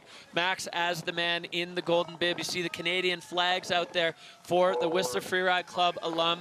Anything in the top 4, and Marcus Gogan is world champ. The man in the hot seat is his childhood best friend. Marcus Gogan now getting ready to drop in his attempt for a Freeride World Tour title. Marcus Gogan on the back. On the Beck with a smile there, starting off straight into the chute with speed, with style. This is a man that can do it all. Such a strong rider. Yeah, strong skiing, Marcus Gogan with the pressure of the golden bib on his shoulders. He's moving down to this Fashionat closeout, taking it, and now picking up speed. He's looking to get high on this feature, getting into an untapped zone. There's no tracks over here as Marcus Gogan now eyeing up something different that we haven't seen anyone do. Picking up speed, a huge backflip for Marcus Gogan over the bars. With the front punch, holy moly. This feature, I don't think very many people were looking at it at all. Marcus with the commitment to go someplace where no one else went. Yeah, I mean, he proved last year on the Beck that he has an eye for original lines. He's always looking out for different stuff. Again, Rodeo 5, all right, well, Marcus Gogan with a huge run. Ah, damn, bro. You're the champ, bro. Yeah, bro. Yeah, bro. What the fuck? Yeah, boy. All right, well, we don't have a score yet, but I have a feeling that with that control issue, Marcus Gauguin is not going to overtake Wei Tian. We'll see. I don't even want to make any speculations as these two childhood best friends. So you see Marcus up at the top here, Hadley. Setup moves for him. Yeah, I mean, just knowing what was below him, it's so impressive the way he rode this top section and how you can ride the top section with control, with amplitude, with speed. All the while, this was your full intention is so big. Yeah, he just punched into the snow. That skier's left side definitely proving difficult. Marcus laying it out. The rotation, perfect. He came around right where he needed to be, but the snow just not playing ball with Marcus Gauguin. That another rider like Martin Bender will certainly be making the highlight reel. Like Ben Richards, no break in fluidity at all as his best friend there watching. You know, I think Marcus, as we said, he only needed to make the top 4. And he was doing a run that wanted to win. This guy is full gas. It's not safety, it's I want to win, I am the best. Yeah, no chill there. So for Marcus not to be world champion, Vale or Martin or even Ben needed to win this event. All 3 of those guys crashed. So whatever this score is, let's see what it is. 69.17. So he is 4th. So Marcus Gauguin is the world champion, and Wei Tian Ho is the extreme champion. Well, I told Wei Tian that I would like him on the podium today, and I think he delivered quite well on that request. Absolutely. Wei Tian Ho is the new Xtreme Verbier champion, and Marcus Gauguin is the Freeride World Tour champion. What a day for the Whistler Freeride Club as these two childhood best friends putting it down on the back. I can see some tears coming out of Derek's eyes. Well, close. So happy for these gentlemen today, and what incredible riding here on the Bec de Ross in Verbier. Well, a challenging day for ski men there as we saw the entire field really struggling with both the snow conditions and the level they were trying to ride at. You know, as a free ride coach, I always say ride to the conditions. These guys do not do that. Here we go. This is our daily scoreboard for the Xtreme Verbier. Wei Tian Ho, first podium win on the Bec. What a way to make a statement. Right behind him, the American Ross Tester and Toby Radford, the rookie, with 3rd. Marcus rounding out in 4th place, securing that title. Ben with crashes, the smoothest crashes we've ever seen in 5th, and then you'll see as the skis started coming off, Christopher Turdell, Carl Regner, and Abel not able to make it all the way down in one piece, and this is your men's podium here in Verbier. Wei Tian Ho, Ross Tester, Toby Radford. The future is bright, Derek. Oh yeah, these boys. You know, I'll put Wei Tian in the same category as we had Cody Bramwell. A slow burn and peaking at the right time. Good friends, Toby Radford and Ross Tester. Your podium here in Verbier. All 3 of those guys going absolutely ballistic as we are now going to get a look at our overall Freeride World Tour scoreboard. This is it. Marcus Gauguin, the brand new Freeride World Champion, Martin Bender, and Toby Radford jumping up onto the overall podium with his performance today. So cementing Rookie of the Year as he finishes 3rd overall. Valley Rayner in 4th, Ben Richards, then Ross Tester and Wei Tian Ho with his win here, jumping up to 7th overall. Incredible moments Verbier provides once again. Such a great venue to have such incredible mix-up. It's all about the Bec de Ross. And you can see here's the rest of our rankings from the entire season. The men that were not able to make it, the North Americans. All right, well, Marky Poo, you are the Freeride World Tour champion with that run. Tell us how it feels, how this journey has gone for you. Yeah, I mean, after last year with Max bumping me out at the end there and taking the overall, this was definitely the goal for this season, and I'm super happy to make it happen wasn't necessarily the way I wanted to make it happen. I got a little bit lucky with all the crashes today, but yeah, I mean, pretty surreal feeling and so stoked for my buddy Way. It's time he took a W, and to take it on the back, big W deserves it. So yeah, it's gonna be a good time tonight, and yeah, it's awesome. All right, well, huge congratulations to you, the new Freeride World Tour champion, and sharing the spotlight with childhood best friend, ski buddy Wei Tian Ho. The boys deserve it today.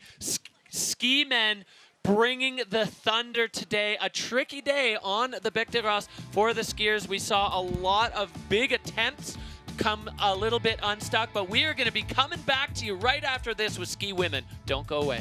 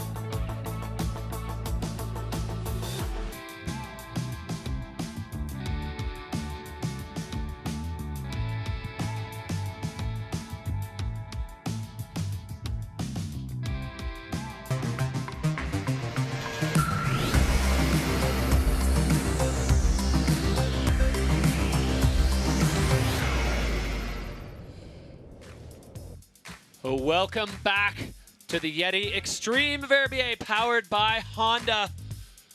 What drama, heartbreak, glory, all the factors of freeride in play today. We are 2 categories down with 2 to go. Ski women is up next. Allez, Jenna, the home crowd is behind their favorite. Jenna Keller, of course, representing the town of Verbier and ready to go up at the top. Ski women, no different than any of the other categories. We have so many things in play, at stake, and this place just delivers time and again with iconic moments, and 2024 was no exception. Hadley, Hedvig Vessel last year with the pressure on her shoulders. She had the pressure. This is her winning run on the back in 2024. She needed to win to take her long sought after title that she was chasing her entire career. And like we said, the back is the place where you can secure glory, championships, and this is where she did it. Yeah, reliving that moment of it hitting Hedvig, of her really fully coming to terms with the fact that she had executed 3 times runner-up in the overall, coming back only to accomplish that one thing and then doing it. The emotions just completely overwhelming her. Hedvig Vessel, another member of the iconic moments on the Beck Club, and that was incredible. And we have the stage set for the same thing again today. We've got a very tight battle up at the top of the rankings in ski women as we look here at our overall standings. Justine Dufour-Lapointe on 24,400, Astrid Chelus on 23,120. That is effectively a tie. Whichever, if either of those women win, they are world champion. Jenna Keller and Molly Armanino are in there with an outside chance. If either of them win and Justine and Astrid are off the podium, they can be world champions today as well. So all to play for on the Beck. It's going to be very interesting to see if the snow conditions have as much an effect on the ski women as they did on the ski men today, Hadley. Yeah, I think if the ski women are smart, they've taken in what's happened earlier today and making adjustments. You don't always want to have a lot of noise, take in a lot of noise, but you want to hear the right information and make changes to your runs. Know that one air that's eating people, maybe skip it for today. But yeah, we're excited to see what the ski women have been dreaming up. Again, reverse start order. So Lily Bradley out of the gate, #1. Lena right behind her again. Zuza was injured, so not here in Verbier. We have Molly third, and then again that tight race. Jenna and Astrid and Justine, you do not want to miss the end of this competition. They both are hungry for that title. Yeah, Justine, another one like we had with Valley Rayner, where the world title that she won, we didn't get to compete on the back. So she, I think, would very much like to win a world title here in the ancestral home of freeride. This place 30 years deep on the Xtreme Verbier, and this year providing once again dramatic moments, heartbreaking moments, glorious moments, all of them just stacking up here. The crowd at the Alpina viewing area, thick.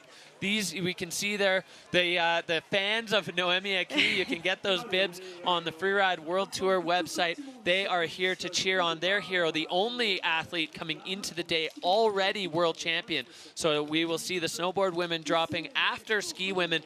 The Alps of Chamonix looming in the background. Justine Dufour-Lapointe earning 92% of your vote on the Peak Performance Fun Bet fan favorites. 85% feel that Astrid Chelus will be on the podium. And then Jenna Keller, she's become a bit of a dark horse on the tour this year with 36%. Jenna came on to the Challengers last year as a bit of a retirement tour around the freeride competitive community, earned her way onto the tour after a rough start. She's got a couple podiums, and she is actually in contention for the overall title.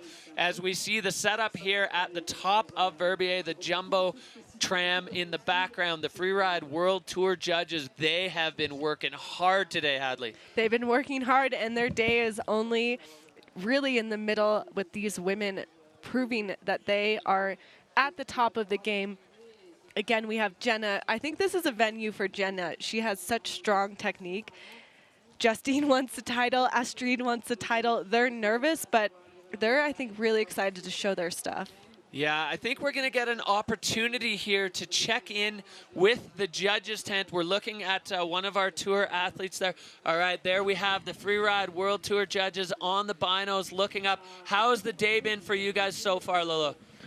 Yeah, so in the judges' booth, the day has been awesome.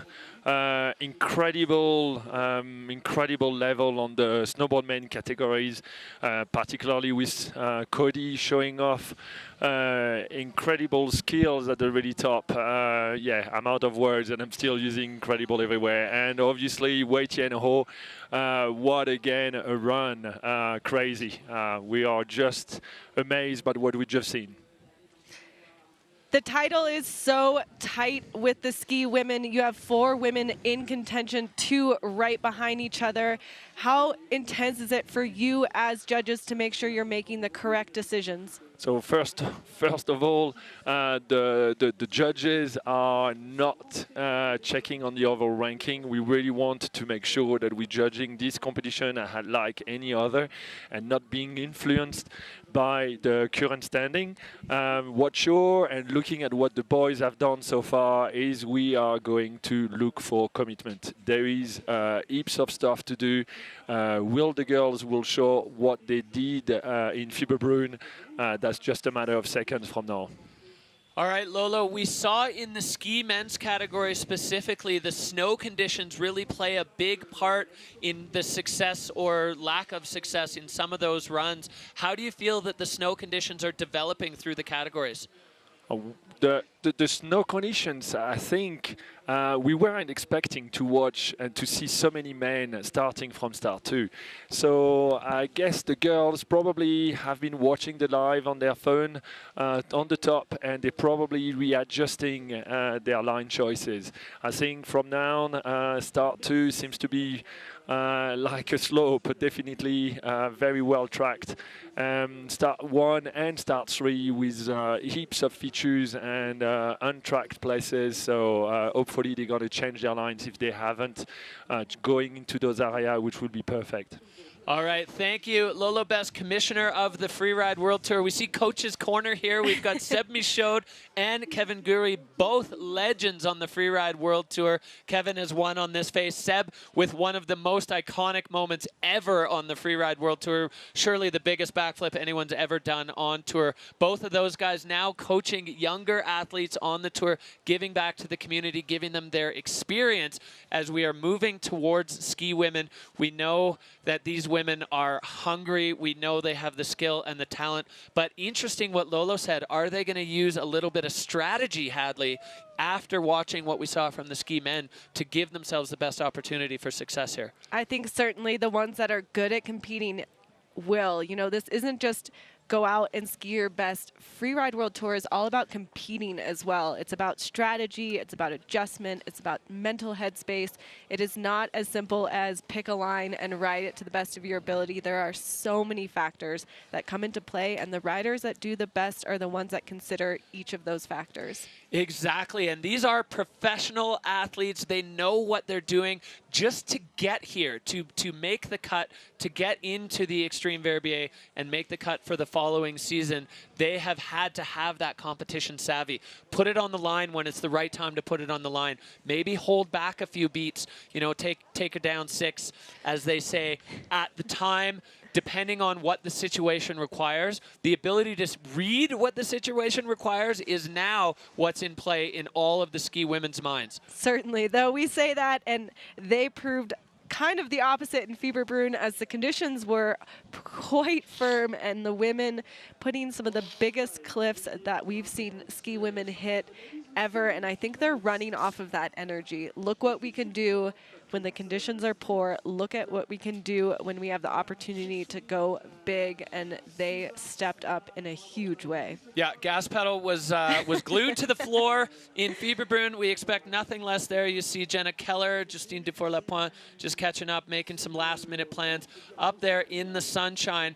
These are our two main contenders, Astrid Chelus and Justine Dufour-Lapointe, effectively tied at the top. I mean, Justine is in the lead, but the lead is slim. And both Jenna Keller and Malia Armanino with an outside chance, with a win, if Justine and Astrid are off the podium. There's so many permutations and combinations that this could go. None of that's in their heads, and as Lolo said, they're not even considering that in the judges' tent. They're judging what they see, and the numbers will fall where they fall. The crowd is thick out here in Verbier. It's an absolute glorious day for freeride spectating. The sun is out, sitting just around the 0 mark, so the snow is staying cold, except in the direct sun, and we saw that come into play in both ski and snowboard men, so we'll see how the women are able to handle those conditions. Yeah, I mean, it's pretty amazing what Mother Nature built for free riders. Can you imagine the most perfect big mountain comp venue with a lift right up to it? We can see there the riders in start 3 on the main back.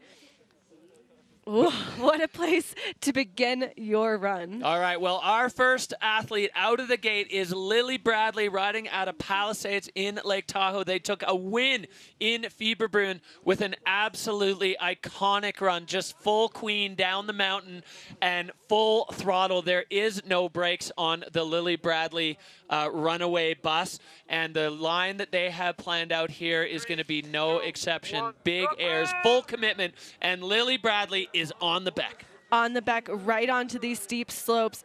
California rider, but they are well equipped to ride anything steep as well. Yeah, Lily Bradley kind of thrives off of pace. They ski so fast, taking that one perfect. So now the confidence is going to be riding high. The adrenaline starts to settle down. You know, so many athletes say, once I push out of the start gate, I kind of lose the nerves, lose the fear. And Lily Bradley now in the steepest part, you can see the slough just cascading down below their skis. Look what is below them. No. Lily Bradley going for the backflip. They came up a little short, but they are under control, got control of their skis. So there was no chill in that run. We saw Virgile Didier do the exact same thing, and Lily with the same kind of veteran self-arrest skills. What are we even looking at? Lily Bradley going for just incredible, incredible commitment. Lolo said they wanted commitment. They gave it to the judges in spades as Lily Bradley now 1 ski above and 1 ski below. Let's go back and look at this. I mean, right off the top, smart. This is exactly like Vergil's run. Getting that setup air, getting the confidence, testing the landing, and then just straight in to this back flip. Looks like potentially popped a little too late. Skis getting gobbled right up. Yeah, you can see here as they press into the snow, there was no feedback from the feet. Lily still able to get it 3/4 of the way around and just scorpioning into the ground. You'll see here that miss pop, just a little, I don't know, I think a little off timing, a touch late. I mean, the heart in the throat in that moment. And then Lily able to stop themselves very quickly as we know what's underneath there. There is no room for a long fall, and Lily's ski there going for just a short run as the ski runner is going to have to come and collect the rest of Lily Bradley's gear. But they were looking to make a statement on the back. Unsuccessful, but I'd say statement still made. Statement made. I think Lily is one of those riders that is most interested in pushing what is possible. They want this field to be maxing out. In their mind, the limit has not been reached, and they are going to continue to push it. I mean, if we remember their first backflip in Spain to the moon, Lily with the huge air in Fieberbrunn. Just one of the most exciting riders to watch, and I'm already excited for 2026. Oh, yeah, big time. You know, we'll see. Let's keep in mind also that Lily is coming off of a knee injury from last year. So if we get a whole and healthy Lily Bradley next January in Bakira, look out this field, because this statement is made. There is no chill in this rider. Not the day today, but still fully going for it, committed. You know, I'll say it again. Lolo said we're looking for commitment. Lily Bradley delivering that by the shovelful, as now they're just waiting to be reconnected with the equipment. And Lily Bradley, I'm curious, I guess maybe the same way as Vergil, the exit out of there is not actually that simple. No, it's certainly not. They still have a bit of skiing below them. Look how small they look on this venue. The rocks huge, the features looming. All right, well, the ski runners getting to work there. We'll see how many more athletes want to get into that start 3 zone. I know there's at least one more in the ski women's category. The crowd's lining the ridge tops here. The Alpina spectator zone firing.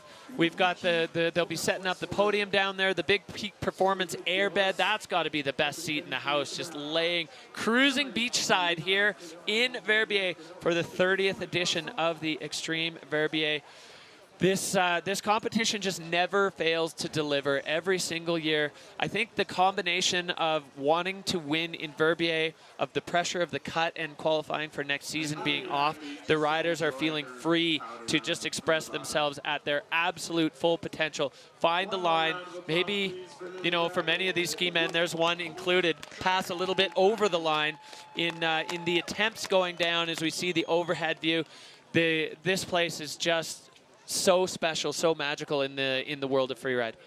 Yeah, there's really the way that the format works, the way that these athletes can showcase everything, and on a venue that's so steep and requires such good technical skiing. And the fact that these riders, as we said, are deciding to trick it. Look at where Lily put a backflip on this venue. Huge. And getting the Daffy into the finish.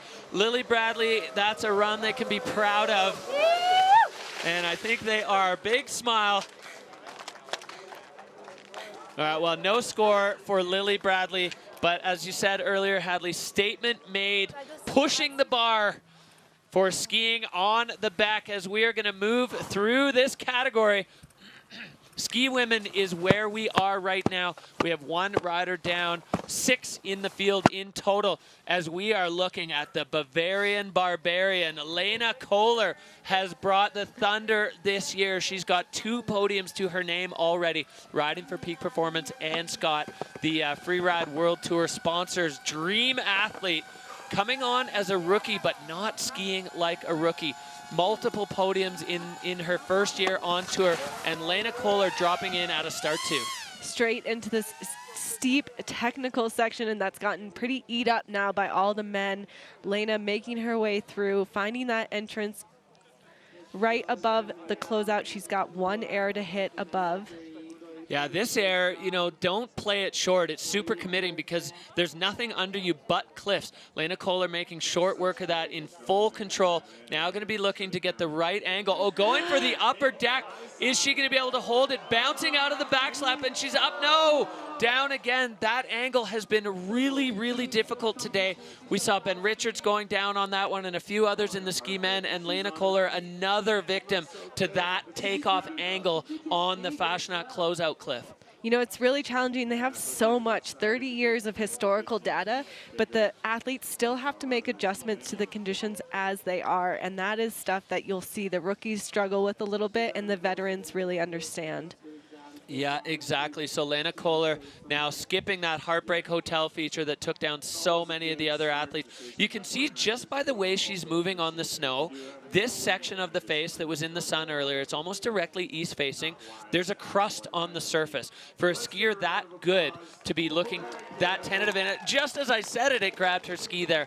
So it's tricky snow over on the lower left side of the petit bac. Not the day this rookie wanted, but for someone that was coming in just excited to ski, she's done studying. Potentially she's... Yeah, it kind of looked like she was holding her leg there, and that could also account for the way Lena skied the lower section. That one may have yeah, she's got some discomfort in her leg, but she's down. She's safe and sound after her first trip down the back. For many of these riders, just getting that first one under the belt is key. Yeah, just coming down off the back. We'll see, here's that top. Again, like, this air is huge. You've got so much exposure down below you, setting herself up. And again, she took the biggest way down. Oh, that landing is just rough. And Lena getting bounced and then trying to stop. I think maybe that's where the leg discomfort came from, getting the skis across the ball line. She had the option there, and you only have a split second to decide. Do what Ross Tester did and Elizabeth Gerritsen back in the day, point it, and then you just got to wait and you're at gravity's mercy. Or you try to turn and slow down, and the snow on that skier's left side is grabby, it's thick, and it's dense, and not able to get the speed back under control with that turn. So Lena Kohler going down. Big Doc on control, but her skis didn't come off, so she will be at least one ahead of Lily Bradley from that, with the rest of the ski women's field still up top. All right, well, the judges have had their say, and the score for Lena Kohler, a 48-3-3. So she will take on the hot seat. Nice job this season, dude. And these are the moments that make Freeride so special. These riders have shared the entire season together, battling back and forth, but at the end of the day, they are comrades, sisters in arms, and just doing it together. And all of them, more than anything, want all the other riders down safe at the end of the comp. So happy to see Lena and Lily down there. Lena moves into the hot seat as we go back up to start 3. Our next rider in the gate, one of the most electric athletes on the Freeride World Tour, Kirkwood's Molly Armanino, taking the win at Kicking Horse.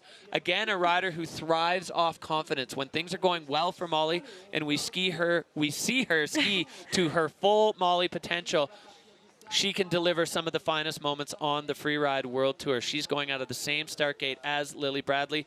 Similar line, I think, as they studied and worked together on the scoping, as we are now seeing Molly Armanino dropping in on the back. Dropping in on the back. As you said, these athletes, Lily and Molly, without coaches here, so they relied on each other, evaluating the snow over here, evaluating the airs as Molly makes her way over to this first warm-up, massive warm-up air. Perfect 4-point landing, just finding that transition. That snow is hard, and Molly is able to stay right in front, right over her skis. Yeah, Molly was a little nervous about that one, and then Lily just told her, it's fine, you've got it, like, don't even worry about it. And the confidence you get after you land your first air, you're like, oh yeah, I do got it, I can do this.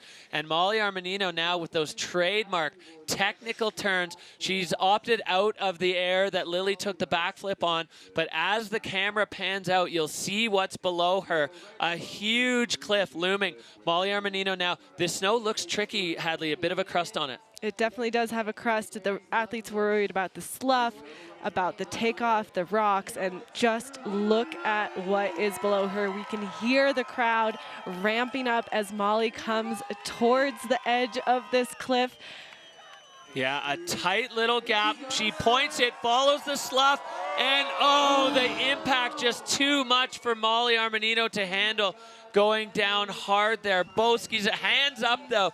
Molly, that's another one to be proud of. She absolutely sent it off there. That landing looked really firm, Hadley, and it's not that steep. It's not steep, and it's really firm. Talking to both Lily and Molly yesterday, I just kept telling them this thing is going to have impact. The snow underneath is firm. The snow underneath is, the transition is flat, and those girls just said, we don't care. We've got this. We've stomped big things, flat things before. So let's see Molly making her way back. Again, this top confidence-building air, perfect landing. That one nice and steep, and you can see Molly's connection to the snow almost effortless. Now she's in this little tube. All she has to do is let go, follow the slough.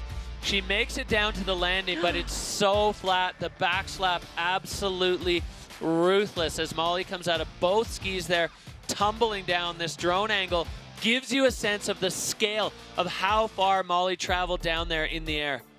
Oh, and just barely left a track where she was. That's how you can tell how firm that snow was. Yeah, and for some context, Wei Tian Ho looked at that air and decided it was too big for him to take on into that flat landing.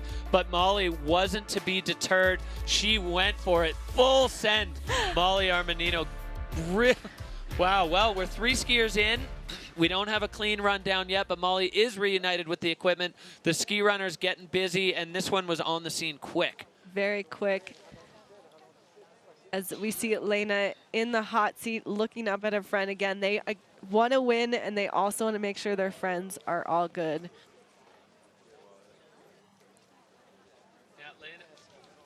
Lena Kohler sitting in the hot seat. Molly Armanino just looking to get her skis back on. Hopefully she's okay. Sometimes the adrenaline spike after a big drop like that will make you feel like you're okay, but then as the adrenaline starts to course out of your body, you realize, I mean, at the very least, she's going to be feeling pretty banged up, but hopefully, big picture, she's all right. Looks like she's moving a little bit gingerly, though. Yeah, it looks like that left leg, she's not wanting to put a ton of pressure on. Glad to have the ski ninja by her side. This place is, the consequences on the Beck cannot be stated firmly enough. They're real. It's a cheese grater. It's firm. The airs are huge on this venue. Yeah, and I think, and Molly's run just there is a bit of a testament to it.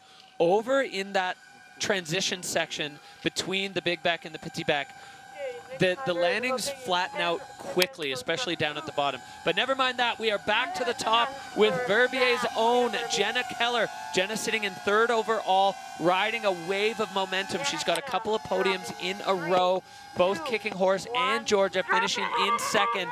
And Jenna Keller in her backyard competing at home on the Beck.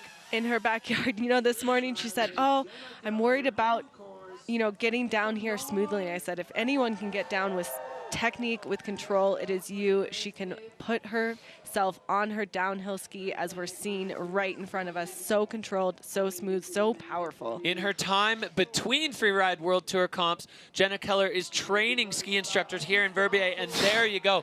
Technique to spare as Jenna perfectly executing that Geraldine Fashionat close out cliff, and now getting into the meat of the Bec des Roses. Jenna Keller lining up another feature, getting the corner off that and heading into this technical section. There is the Heartbreak Hotel looming below. Hopefully Jenna's learned from the riders before her the angle and the speed you want to take off that. Yes, that's where you need to land. While it may have felt like she slowed down too much, she's the first person to ski away from that on her feet today. Yeah, no ski men were able to make it through. Jenna, as we said, she made the adjustments. She heard the information, picked the right one, Oh, and really fighting with that crusty snow. That east-facing aspect has been baked. The surface now has a firm layer on it that when you break through, it can send your skis off on their own separate adventures, which is not something any skier wants. But Jenna Keller safely through the arch and clean at the bottom of the back, and the home crowd going wild for their hometown hero. It's not over till you're through that arch. That was a nail biter at the end, but Jenna really showing how strong of a technical skier she is with that run. Well, and she needed to use it all. Jenna Keller, we see here up at the top. Hadley, this air is so committing as you're above all the cliff.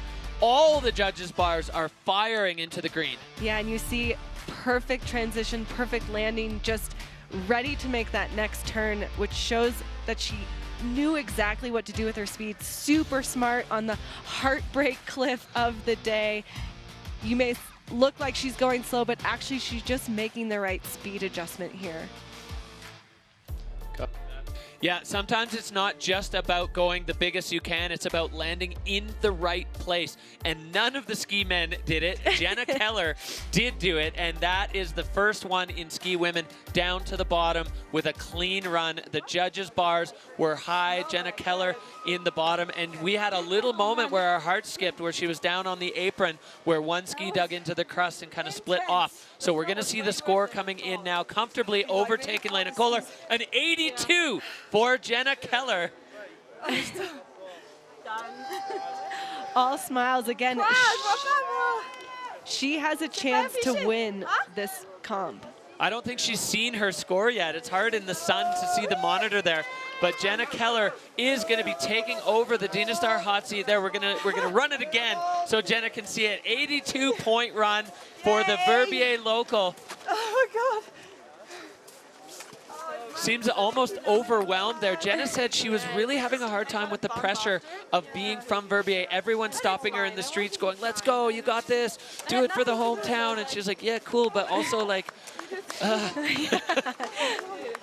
yeah, so that added pressure of doing this at home in front of the home crowd is intense, but Jenna Keller lived up to it. Now we have one of our two big title contenders, and we had a chance to catch up with Astrid Chelus. Being second on the ranking for the moment, it's an advantage for me because I'm gonna do my run whatever is gonna happen, and I'm gonna give my best. Well, Astrid being in the position of the hunter right now. She's got, the target is on Justine's back. Astrid has it firmly in her sights, and the La Clusaz local athlete coming from France, this is her second year on the tour. She has been in this position before, but in reverse, where she had the golden bib last year. Now, Astrid Chelus with an opportunity to step into the pressure and deliver a run that will deliver her a world title. Astrid Chelus now on the back.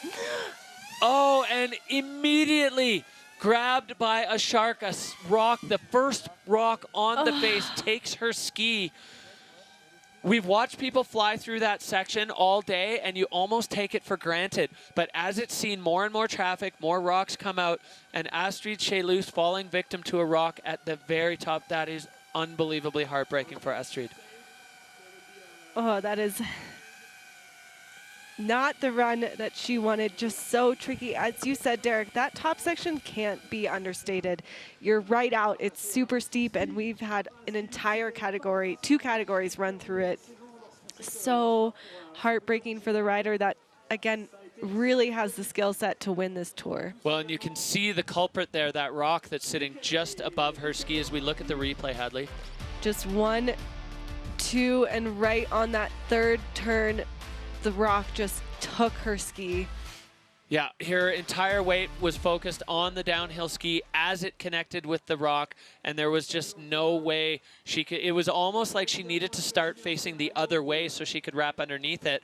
But there's so many things pouring through a rider's mind in those moments. She makes that turn. She can't get away from the trajectory, and that ski just comes to a dead stop for Astrid Chelus, and it's over before it begins. So her Oh, that is the true heartbreak of Freeride there. From watching Jenna execute at home a perfect run to Astrid standing there in the start gate and a blink of an eye and the run is over. That is absolutely gutting for Astrid Chelus, as she was just looking to, like she said in the interview, she doesn't have the pressure of the lead. She just wanted to do her run and see the way that was going to shake out.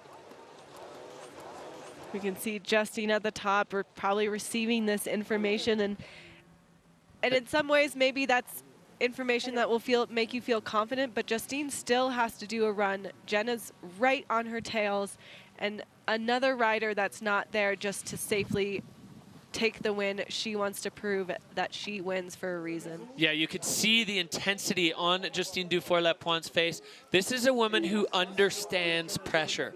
2 times she had the weight of a nation on her shoulders at the Olympic Games and delivered medal-winning performances. She understands how to perform under pressure. This is the same but different, you know. She has the entire Beck looming underneath her. She also has Jenna Keller sitting in the hot seat, and if Astrid and Justine finish off the podium, Jenna still can be world champion. So it is possible, as we see Astrid Chelus making her way off the face. Just, I mean, I can only imagine what she's going through emotionally right now, the heartbreak. But we are going to see, I mean, Astrid is only 20 years old. She has a long, long career ahead of her on the Freeride World Tour and has unlimited potential to deliver mind-blowing moments. We've already seen them this year. She, you know, her win in Val Thorens was absolutely epic. She's got the entire package. I have no worries that we're going to see Astrid Chelus as a world champion. Not at all. I think we'll see her as a world champion. We'll see her as really cementing herself as one of the best, if not the best, of her generation. Like you said, she's got tricks, she's got technique. Such a kind person as well. Her future is incredibly bright.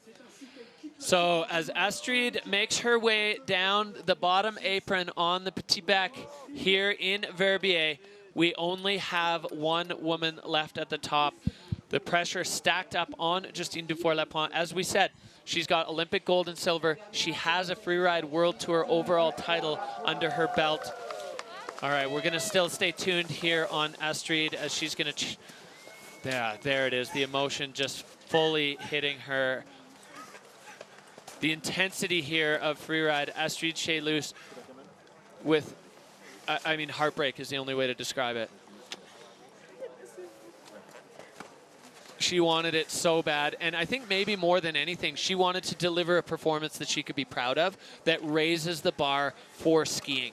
And totally capable of doing that, but not today, unfortunately. Now we go back up to the top. Justine Dufour-Lapointe. Oh, we're going to focus in. We've got the the Astrid cheer squad there looking up. I love those signs, the homemade signs, the fans just riding behind these athletes, willing them on to succeed. And let's not forget just the consequence, the real world consequence that these athletes are facing, falling at the top of the Beck there. So there's our standings right now, Hadley. Jenna, Lena Kohler, Molly Armanino in third with a no score. So, I mean, that's where we're at in skiing right now. These athletes leaving nothing on the table. Canadian ski royalty, Justine Dufour-Lapointe, looking for another Freeride World title. The peak performance rider, as I said before, she is very comfortable performing under pressure. We wondered if riders would stick with start 2, knowing how beat up it was. Well, Astrid, Jenna, and Justine all choosing to just stay on the plan and execute as best they can. Right now, we are ready for the final ski women, a World Tour title at stake here. Justine Dufour-Lapointe on course. Dropping in, she'll have to ski right past that heartbreaking moment of Astrid's getting in to the venue as quick as she can as she lines up. Again, this top air, which cannot be ignored at all. You're right over the closeout with consequence as she's able to do it. No problem finding the transition and getting back into control as she spots her takeoff and her landing in the Geraldine Fastnacht closeout. So Justine taking her time, getting the trajectory right, landing clean, and so far executing well, in control. The snow up there, especially as the tracks get dug in, starting to be extremely tricky. Justine Dufour-Lapointe now coming down to the same section that we saw a few other riders go. This feature was playing nice with the athletes, but the one below it, not so much. Now, is Justine going to roll the dice and toss a backflip off this, or will she play it safe? Jenna took a nice approach on this and got the trajectory perfect. Justine, smart riding. Now she still has to get through this weird crust. We saw it give Jenna a little moment of heart attack for us. Justine needs to be anywhere on the podium with Jenna in first, and she can still attain that Freeride World Tour title. She's cheering. I'm not cheering until she's through the finish arch safely. And she is down, and I think with Molly Armanino in third with a no score, that's going to be better than a no score, and she feels good about it. She feels good. I think she knows that she's got that title in her pocket.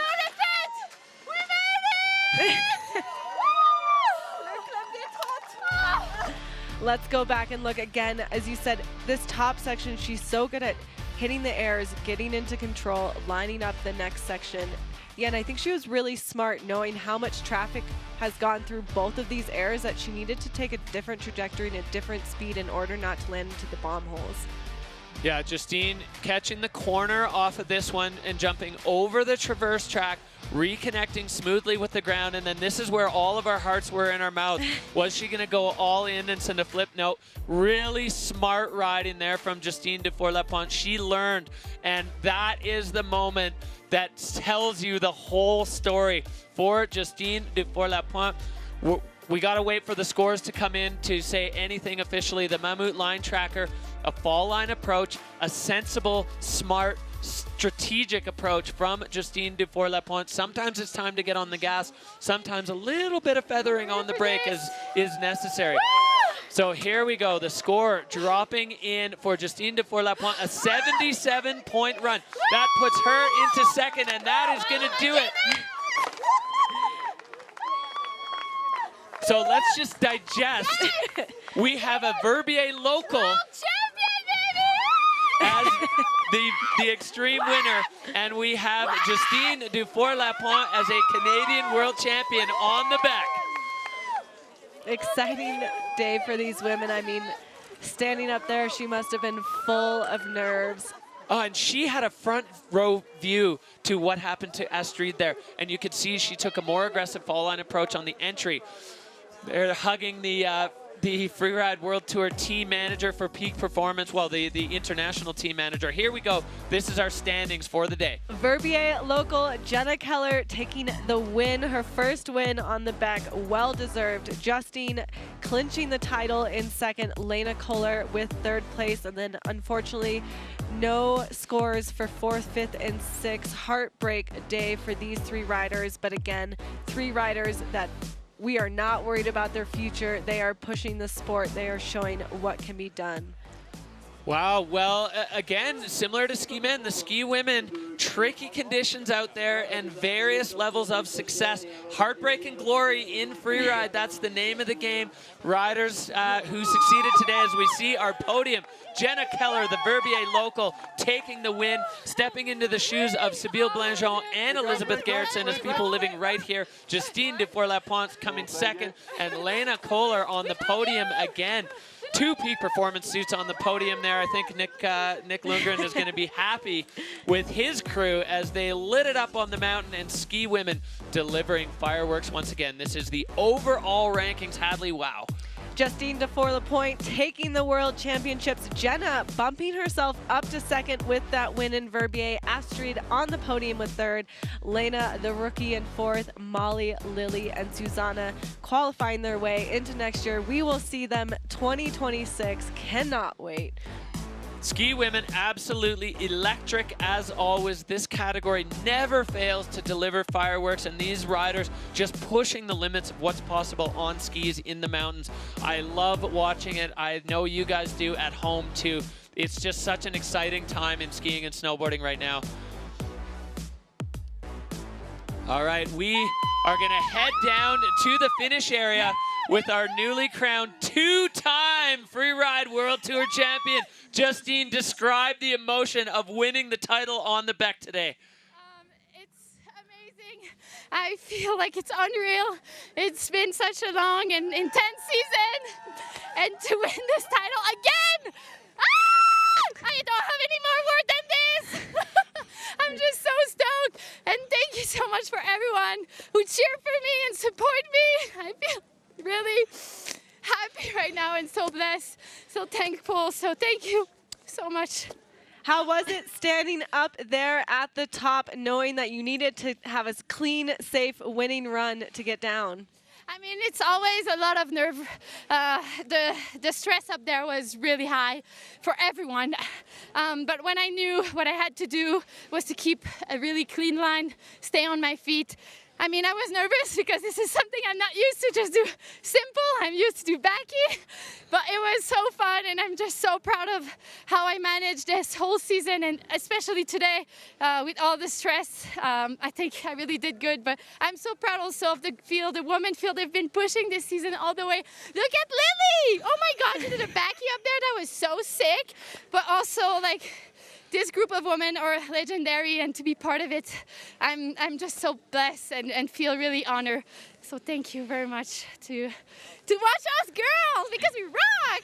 You do rock, and we are extremely proud of all of you. Congratulations. Thank you so much. Huge congratulations. Two-time Freeride World Tour champion Justine Dufour-Lapointe and Jenna Keller locking it down for the Verbier locals, winning here on the Beck. Ski women delivering another electric performance. We are coming back to you right away with Snowboard women. Don't you dare tune out.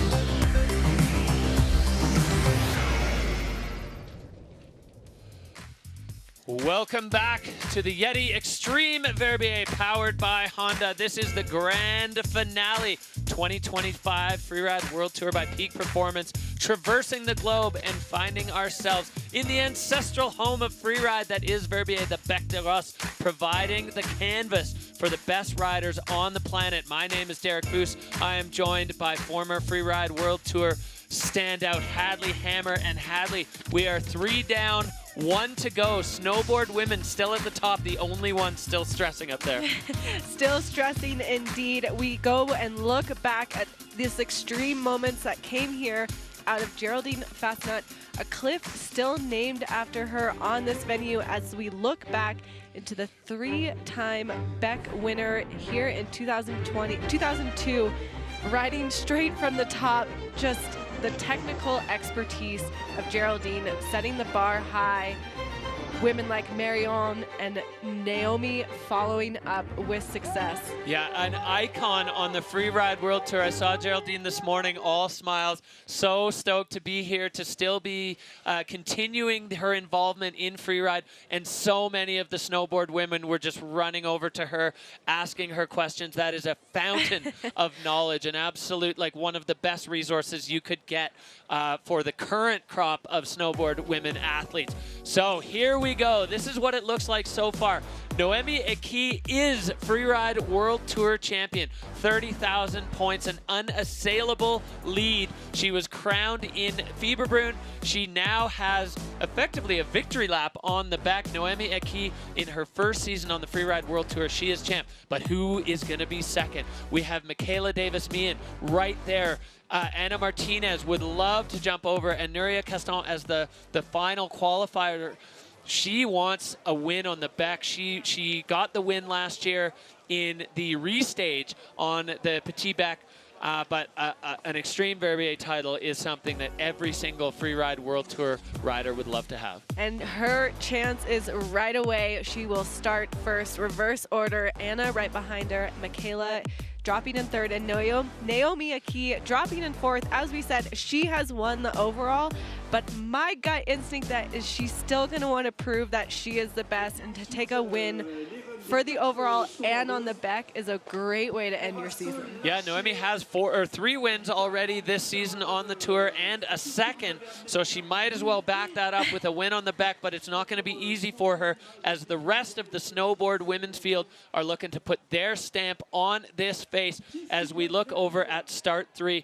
An extremely difficult access point for the riders. They have to hike up. We're looking here now at the Peak Performance Fun Bet fan favorites. 97% of you voting that Noemi Eki will stand on the podium here today.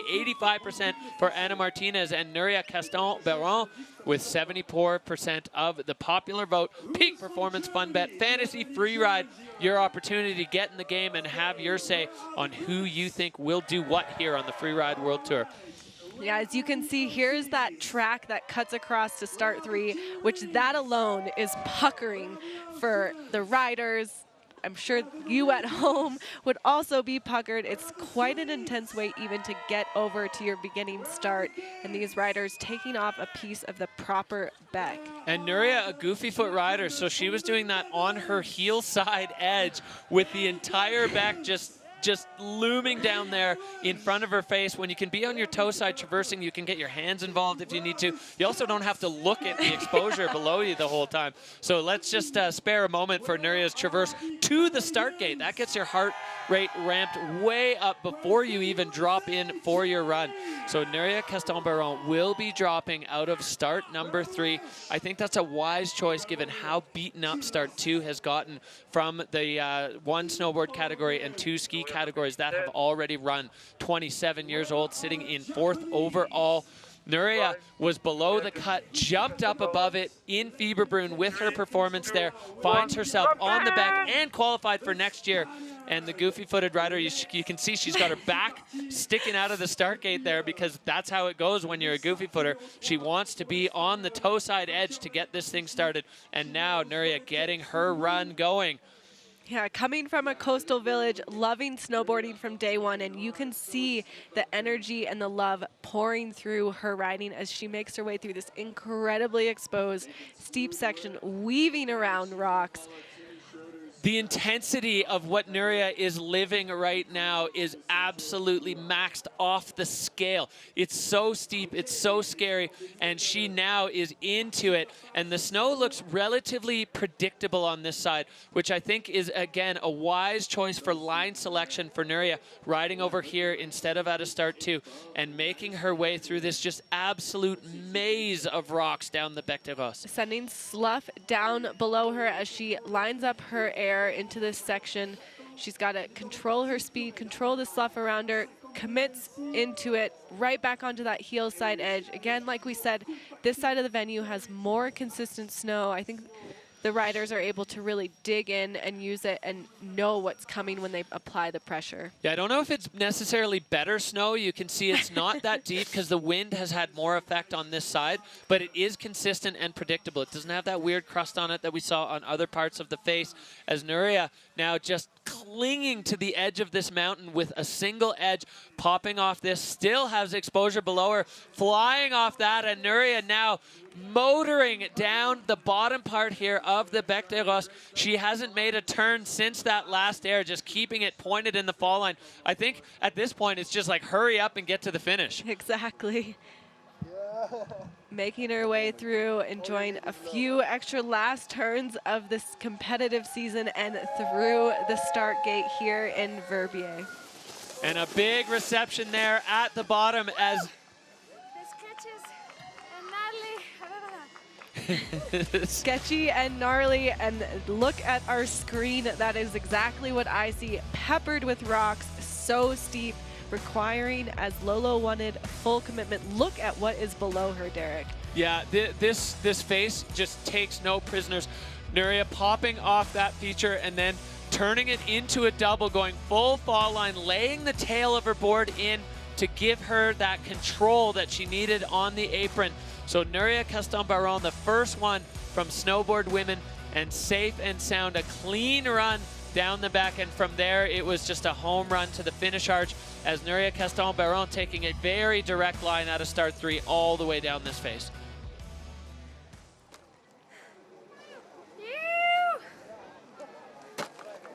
All right, well, the score coming in a 74 for Nuria, so that's going to set the bar for the remaining 3 women up at the top in the snowboard women's field. The last category of the day, riders definitely needing to make some strategic choices on their line selection, as some of the other starts have seen a lot more traffic and snow definitely changing. So,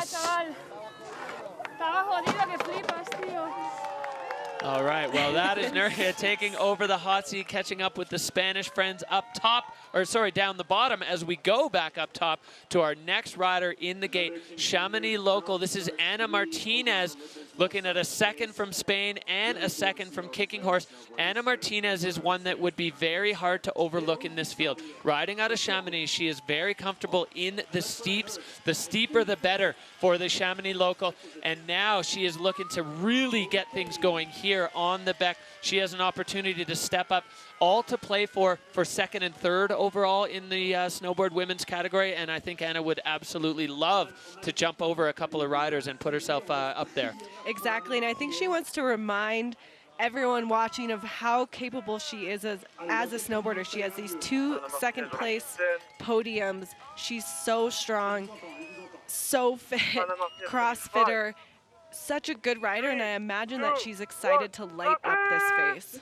Yeah, sliding out of the start gate. You've got that first step on the heel side edge that now she's on the toe side, I think a little bit more comfortable to make her way on this traverse. You can see some of the old tracks from the other riders as Anna getting right into the heart of it. The snow just cascading over, as you called it, the cheese grater of rocks on the back, and Anna opening things up with an air immediately out of the start gate.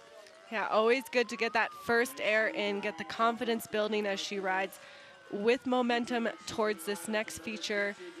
On her heel side edge, creating the speed control, another cross court, little bit of a butt drop here as she continues on. Let's see what she gets the rest of this venue. And those features are really hard to commit to. Anna landing on the heel side edge rather than with her board pointing straight down the fall line. And that is 100% to control the speed, because the speed comes at you quick as Ana Martinez now getting into this lower maze section where there are so many options and still so many rocks and cliffs looming below.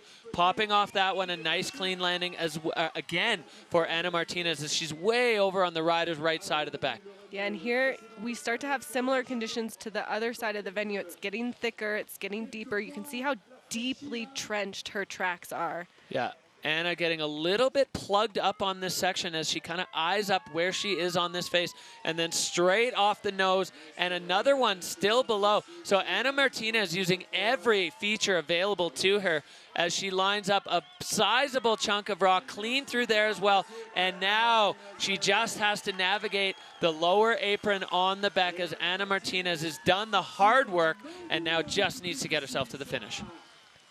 Yeah, we can see these riders, the motivation there to just get down, get to the finish is so high. They have their whole season behind them.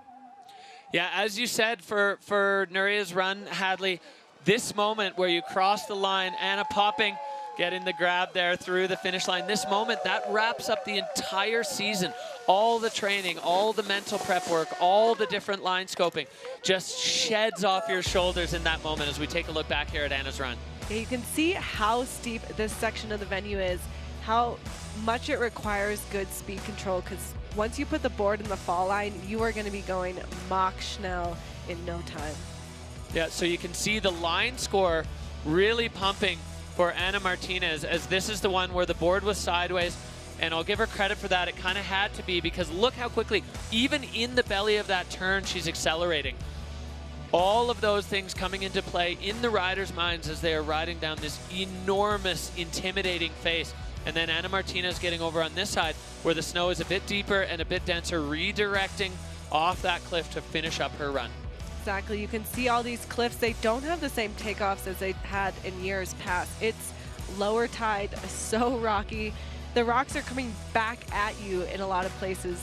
An intimidating view when you're taking off. Yeah, the Beck really showing its teeth to the riders. As you say, when the rocks are pointing uphill at you when you're above them, that gets in your head for sure, as it should. Yeah. The riders need to be strategic and smart with their riding, as we really don't want to see anybody go tumbling down the Beck. Anna now waiting for the score. So Nuria's run was clean, but Anna's line score for sure stood out a little bit in that. So the judges getting to work, weighing up the criteria of what the riders did on the face here, and that is going to determine the score, the number, and the ranking here in the Xtreme Verbier. Not an easy job that the judges have, a job that they take so seriously. They've been prepping for days and for 30 years, really evaluating the Beck and how it scores. I have only 2 back checks. You had 2, I also had 2. Oh, I thought like 10 or more. Oh yeah, you put more? No, I don't know. I didn't remember. The girls comparing butt check count. I think we only saw one serious one out of Anna. Not last, but I didn't manage to traverse like you for the double. Oh, really? Yeah. So. Oh. Ah, yeah, you wanted to traverse on the top. Yeah. That's my plan at the beginning, but then I knew I was not gonna make it. But you dropped there. That's nice. Yeah, improve. Well, it's great to get the opportunity to eavesdrop on these conversations, and you get the sense of how the standard that the riders hold themselves to. You know, Anna definitely disappointed. Oh, I butt checked. Nuria was like, well, I did. You know, they really hold themselves to an extremely high standard of what they want to execute here. As we see on the split screen, the judges are comparing those two runs and really matching them up versus the criteria, Hadley, because they want to get it right. This is exactly what they're looking at right now. Yeah, they can see where Anna made different control issues, different fluidity issues. She certainly hit quite a few more features than we saw Nuria. But both on the same side, both out of start 3. It's a tricky job for the judges, and as you said, the competitors are often their own worst judges. Yeah, so that's probably one of the things that the judges really checking in on. Definitely a control dock for Anna Martinez, but those Chamonix jump turns up above the high exposure at the very top, that kind of thing, that falls into the technique category, it falls into the control category. Even the line there in the steepest part of the venue, being able to execute turns like that shows a true mastery of snowboarding. True mastery and true strength. And as you said, these riders get to shed the season today, but starting tomorrow, they're prepping for next year. Hopefully they'll get themselves at least one day off. And here we see the score of Anna Martinez just underneath that of Nuria Caston-Baron. So Nuria holding off a huge challenger there, as these two snowboarders just sharing the moment and the relief of being done on the Beck and done with the 2025 Freeride World Tour season. So much stress just released from them, but there are 2 more riders that have the weight heavy on their shoulders up at the top of the Petit Bec. We have the next rider, the pride of Newcastle, Australia. She's been spending a ton of time in Revelstoke. It is Michaela Davis-Meehan, and she is riding a wave of confidence. She has been first, second in the last 3 comps. Michaela had a rocky start, similar to what we saw with Cody Bramwell, where a tough start, but once you get in the groove, once you click into how you need to do it and what needs to be done in the execution of it, then it's just, wow, I mean, they're fireworks. And so for Michaela Davis-Meehan, hopefully riding that wave of confidence onto the podium here in Verbier. Yeah, she's riding the wave of confidence, but has lost her sort of closest companion, so she's navigating a little bit more alone. And, you know, she has to build that energy now herself, which is super important. Rely on her own confidence, rely on her own vision. Maybe doesn't have the same person to get that feedback from, but I think Michaela, you know, she has such strong experience in freeride and freestyle, and she is certainly one that can win on the Beck on any day. Yeah, absolutely. Looking like she's opting for start one, so it's a bit more of a powdery experience. We did see a Belmoga get sharked out there, so Michaela's going to need to be light on her feet coming through here. As we said, out of Newcastle, Australia, spending a ton of time in Revelstoke, BC. Michaela Davis-Meehan looking to get it done, and I am not surprised one bit that she chose the powderiest side of this venue. That's where she thrives. That's where she is in her happy place. And Michaela now out of the start gate from start one. You can see how many rocks just litter the top of this venue, making super technical turns in and around them, taking her first feature. Again, everything below is just rock. Had to land it. Did so without any issues and riding her way down through this shady section of the venue. Yeah, and Michaela getting a grab off that first feature, so really with a nod to that air and style category.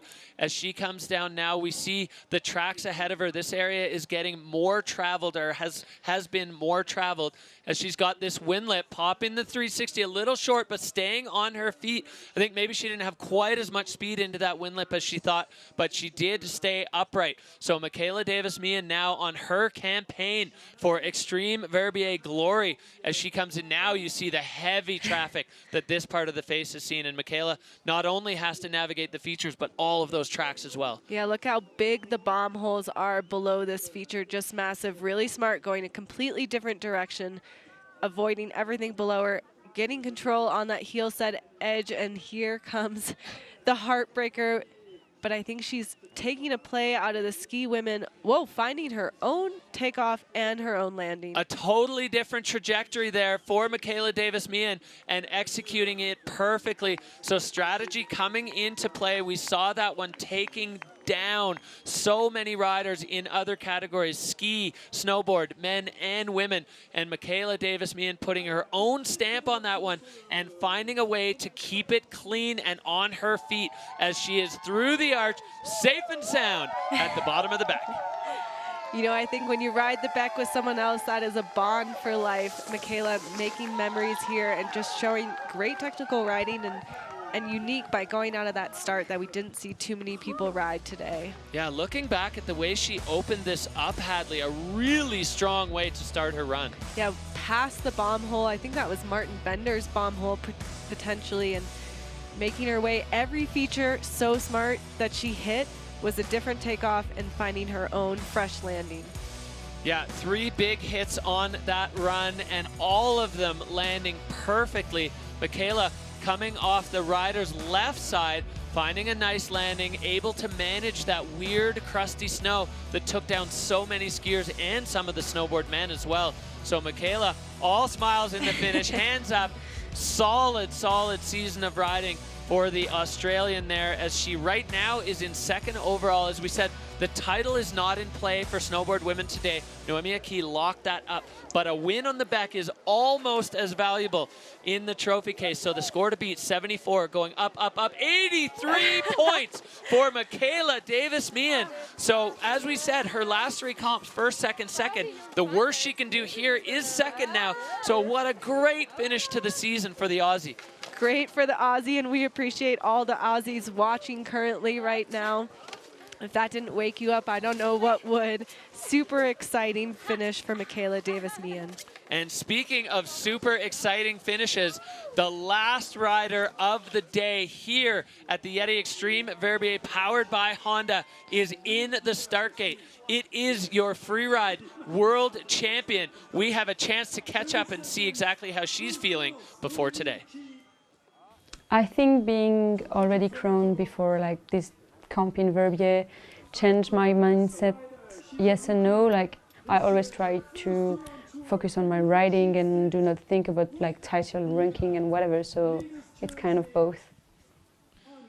All right, well, there you have it. The pressure of the title is off, but she still feels the pressure of wanting to deliver her best performance on this face. That's what drives these riders. It's what fuels the fire that gives them the ability to do these superhuman things. And Noemi Aki, the Freeride World Tour champion, is on the back. You can tell why she's champion already. Look at the pace that she had coming out of the start gating, moving so quickly. She's the rider that she can really move side to side on her board. She's so strong, making big sweeping turns like we've just seen. Full commitment in this really steep part of the venue. This has been one of the hallmarks of Noemi's riding all season long, just the intensity that she goes out of the gate with. She keeps it moving, she keeps the pace going off the nose of that feature, getting control immediately with the heel side edge. She has the big mountain chops. She comes from the freestyle background. She was on the French slopestyle team, so we've seen her delivering 360s across the season, and Noemi Aki now proving the big mountain chops that she has riding out of Val Thorens, France. And really, I mean, this view below her, it really tells the story of how intense this face is. It's so steep, it's so committing, and again, it's all about speed control here. You got to make your way through these features around these like really sharp rocks and be able to control that speed, stay right on top of your board, stay super square. So Noemi following the tracks that we saw from Ana Martinez earlier and making her way still down, a little bit of a pause there. Control is everything up on this face. She's been riding for a while, but she's still so high on the mountain and there's so much exposure below her. So keeping things in check is absolutely critical, and Noemi doing a masterful job of that so far. We can see her making her way down. There's this big looming double below her as she lines up, popping one. Full release to the fall line. Noemi Aki holds it. That was so committed. The judges said they want a commitment. Noemi just gave it to them on a platter. Full speed, full throttle approach. She had to line it up perfectly to have the trajectory and then executed it like a world champion. Exactly. You know, you saw her speaking to Geraldine this morning, and I don't know if which icon was more impressed with which other icon. We saw that with Lily and in Fieberbrunn with Nadine, and you could see it now, just the generations and how the women have just taken what has been done before them and then amplified it. Well, relief there from Noemi Aki as we look back here, Hadley, at this replay. Again, the fastest one out of the start gate. She goes full commitment and then setting up for this double. Oh no, this is the top. Just a single, a bunch of exposure, and here is that double, full gas. She didn't waver her board at all out of the fall line. And you can see there in her bomb hole of the second drop on the double, just rock exposed. She pressed her tail over it, no problem though. The snowpack is a bit, well, quite a bit thinner than in other years, so exposing rock there, landing next to Nuria's bomb hole, which also exposed rock, and you can see it there, but no problem for Noemi Aki. Michaela Davis-Meehan sitting in the hot seat, loving it. These riders, they want to see each other be successful. Of course they want to win. They want to stand on that top step, especially here more than ever, but they also want to see the other riders deliver, and then we just leave it with the judges. We have the easy job. Everyone else has the hard job. Here comes the score coming in for the current champion. Oh, 89.67. So backing up her world title with a win in Verbier, Noemi Aki. She is very rapidly approaching legend status, and she's only been on the tour for one season. Rookie of the Year, easily titled. I mean, reminiscent of Marion Harity, she's just creating this gap in her riding of how strong she is, how creative her line choice is, and her full commitment. Yeah, we may be witnessing the start of a new snowboard women's dynasty as Noemi Aki, 4 wins out of 6 starts on the Freeride World Tour this year. That is incredible with an 89.67, Hadley, to take the win here. 89.67 on her tails, not far away. Michaela Davis-Meehan with a creative start out of start 1. in second, Nuria with third place, and Anna Martinez coming in right behind her in fourth. Really strong way to finish the Beck. Here is our podium snowboard women. Beck to Ross, Naomi Aki, Michaela Davis-Meehan, and Nuria Caston-Boron with the podium here today. 2 runs in the 80s for snowboard women. Nuria Caston-Baron with that 74. Incredible riding for the snowboard women on the Beck. They're all just giving so much credit to each other. The riders, they're pushing themselves. They're also pushing each other by pushing themselves. As we take a look now at the overall rankings, Michaela Davis-Meehan holding on to that second spot, and Nuria Caston-Baron jumping onto the overall podium with her performance here today, landing herself the bronze medal. And all hail the new queen, Naomi Aki, world champion, backing it up, 42,000 points. Nothing but wins in her scoreline. And we are going to head down to the finish to check in with the world champion and the champion of the Xtreme Verbier. Noemi, you had the pressure of the title off, but the pressure of winning on the Beck still on your shoulders. How are you feeling now with that title under your belt? Wow, I feel like super happy. It was definitely my goal for today. And I knew that even if I didn't make it, like, it was okay. I was super happy with my season, but it's really like something, again, that I can be really happy with this season. And yeah, so happy. It was like kind of a challenge to drop on the third gate, and I'm super happy with this run. Well, a huge congratulations, Noemi. That was an unbelievable performance, and you are truly the new queen of freeride with 4 wins this year and a world title in your first season on the Beck, first season on the tour. Massive congratulations. Noemi Aki is the champion of the world, champion on the Beck. Snowboard women, fireworks, 2 runs in the 80s. Incredible performances here. We will be right back. Don't go away. We'll wrap up the season shortly.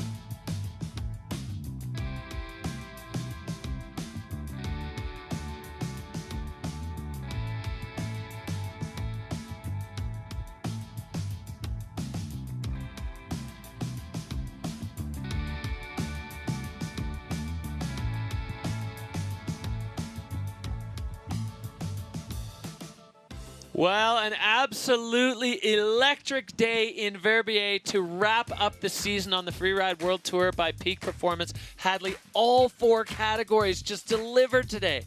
Totally delivered. The Beck ate some skis. It made some champions. A lot of switch-ups still in the overall. I cannot believe it's over. Yeah, just incredible moments all day long, all season long. These riders putting themselves on the line and truly raising the bar for freeride once again. Every year we think it's been raised, and then the next crop comes up and just steps it up another notch. Totally, and the Beck always provides the backdrop for the potential of an iconic run, which we will see right away here with Cody. Both of our jaws were on the ground. What a way to open this venue. The best tricks of the day, and Cody Bramwell, an absolute standout, doing it over exposure with incredible precision. He put himself right in the mix. He won here today, was almost able to take the world title there, but Victor De La Rue.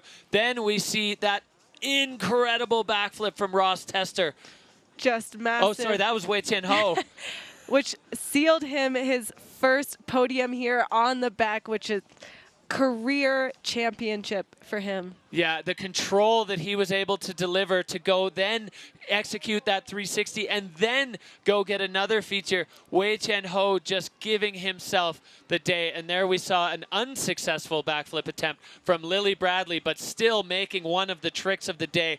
Lily putting the bar through the top of the scale there for what's capable in skiing. Exactly. They came and showed what we can do. And then you have Naomi not taking off any gas. She had the title and still with the win here with that full commitment double at the bottom of the Beck. Unbelievable. The best tricks of the day. This group of people had their work cut out for them. Your Freeride World Tour judges done and dusted as they wrapped up their day. They had a lot of work to do today. Some of the runs that they had to compare were just simply incredible. Really tricky day, really beautiful day. Again, the riding is just improved year after year, and there's no better place to improve it than the Bec de Ross.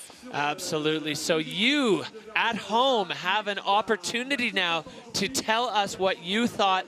FreerideWorldTour.com. Log on and vote for the rider of the day. This gets tougher and tougher by the competition. Every category and every rider is in play. So log on to FreerideWorldTour.com. You got the QR code there if you want to scan it and vote for your rider of the day. That rider will be extremely happy to get your vote, rider of the day. The Xtreme Verbier, the YETI Xtreme Verbier powered by Honda, once again just delivering electric, iconic moments on this incredible face. Yeah, and what a way to wrap up such an exciting season. Every venue saw the riders taking new lines, being really creative, handling the stress. What a ride. What a ride indeed. It's been a season-long ride, and on behalf of the entire Freeride World Tour family, for myself and Hadley Hammer, thank you for joining us on this Freeride roller coaster. We're going to be back next year with the entire Freeride World calendar and the first ever FIS Freeride World Championships. We got a long summer to suffer through before we have Freeride again. Thank you so much for joining us. That is the 2025 season wrapped, and we'll see you next year. Oh, I'm telling you, I can do a whole TV show just by sitting here and talking to you. When I'm excited, I'm gone. I can do that all night. Wow! Oh, the old pit viper kicking horse. Happy birthday to let you know that you have earned a season wild card.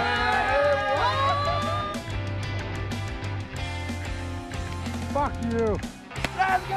What's this show?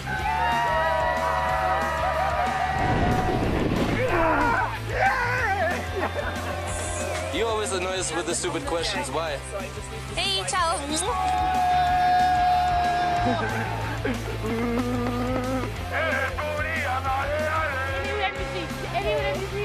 Allez. Let's get the next. Let's get the stuff. Oh my God, mountain goat. That was crazy, dude.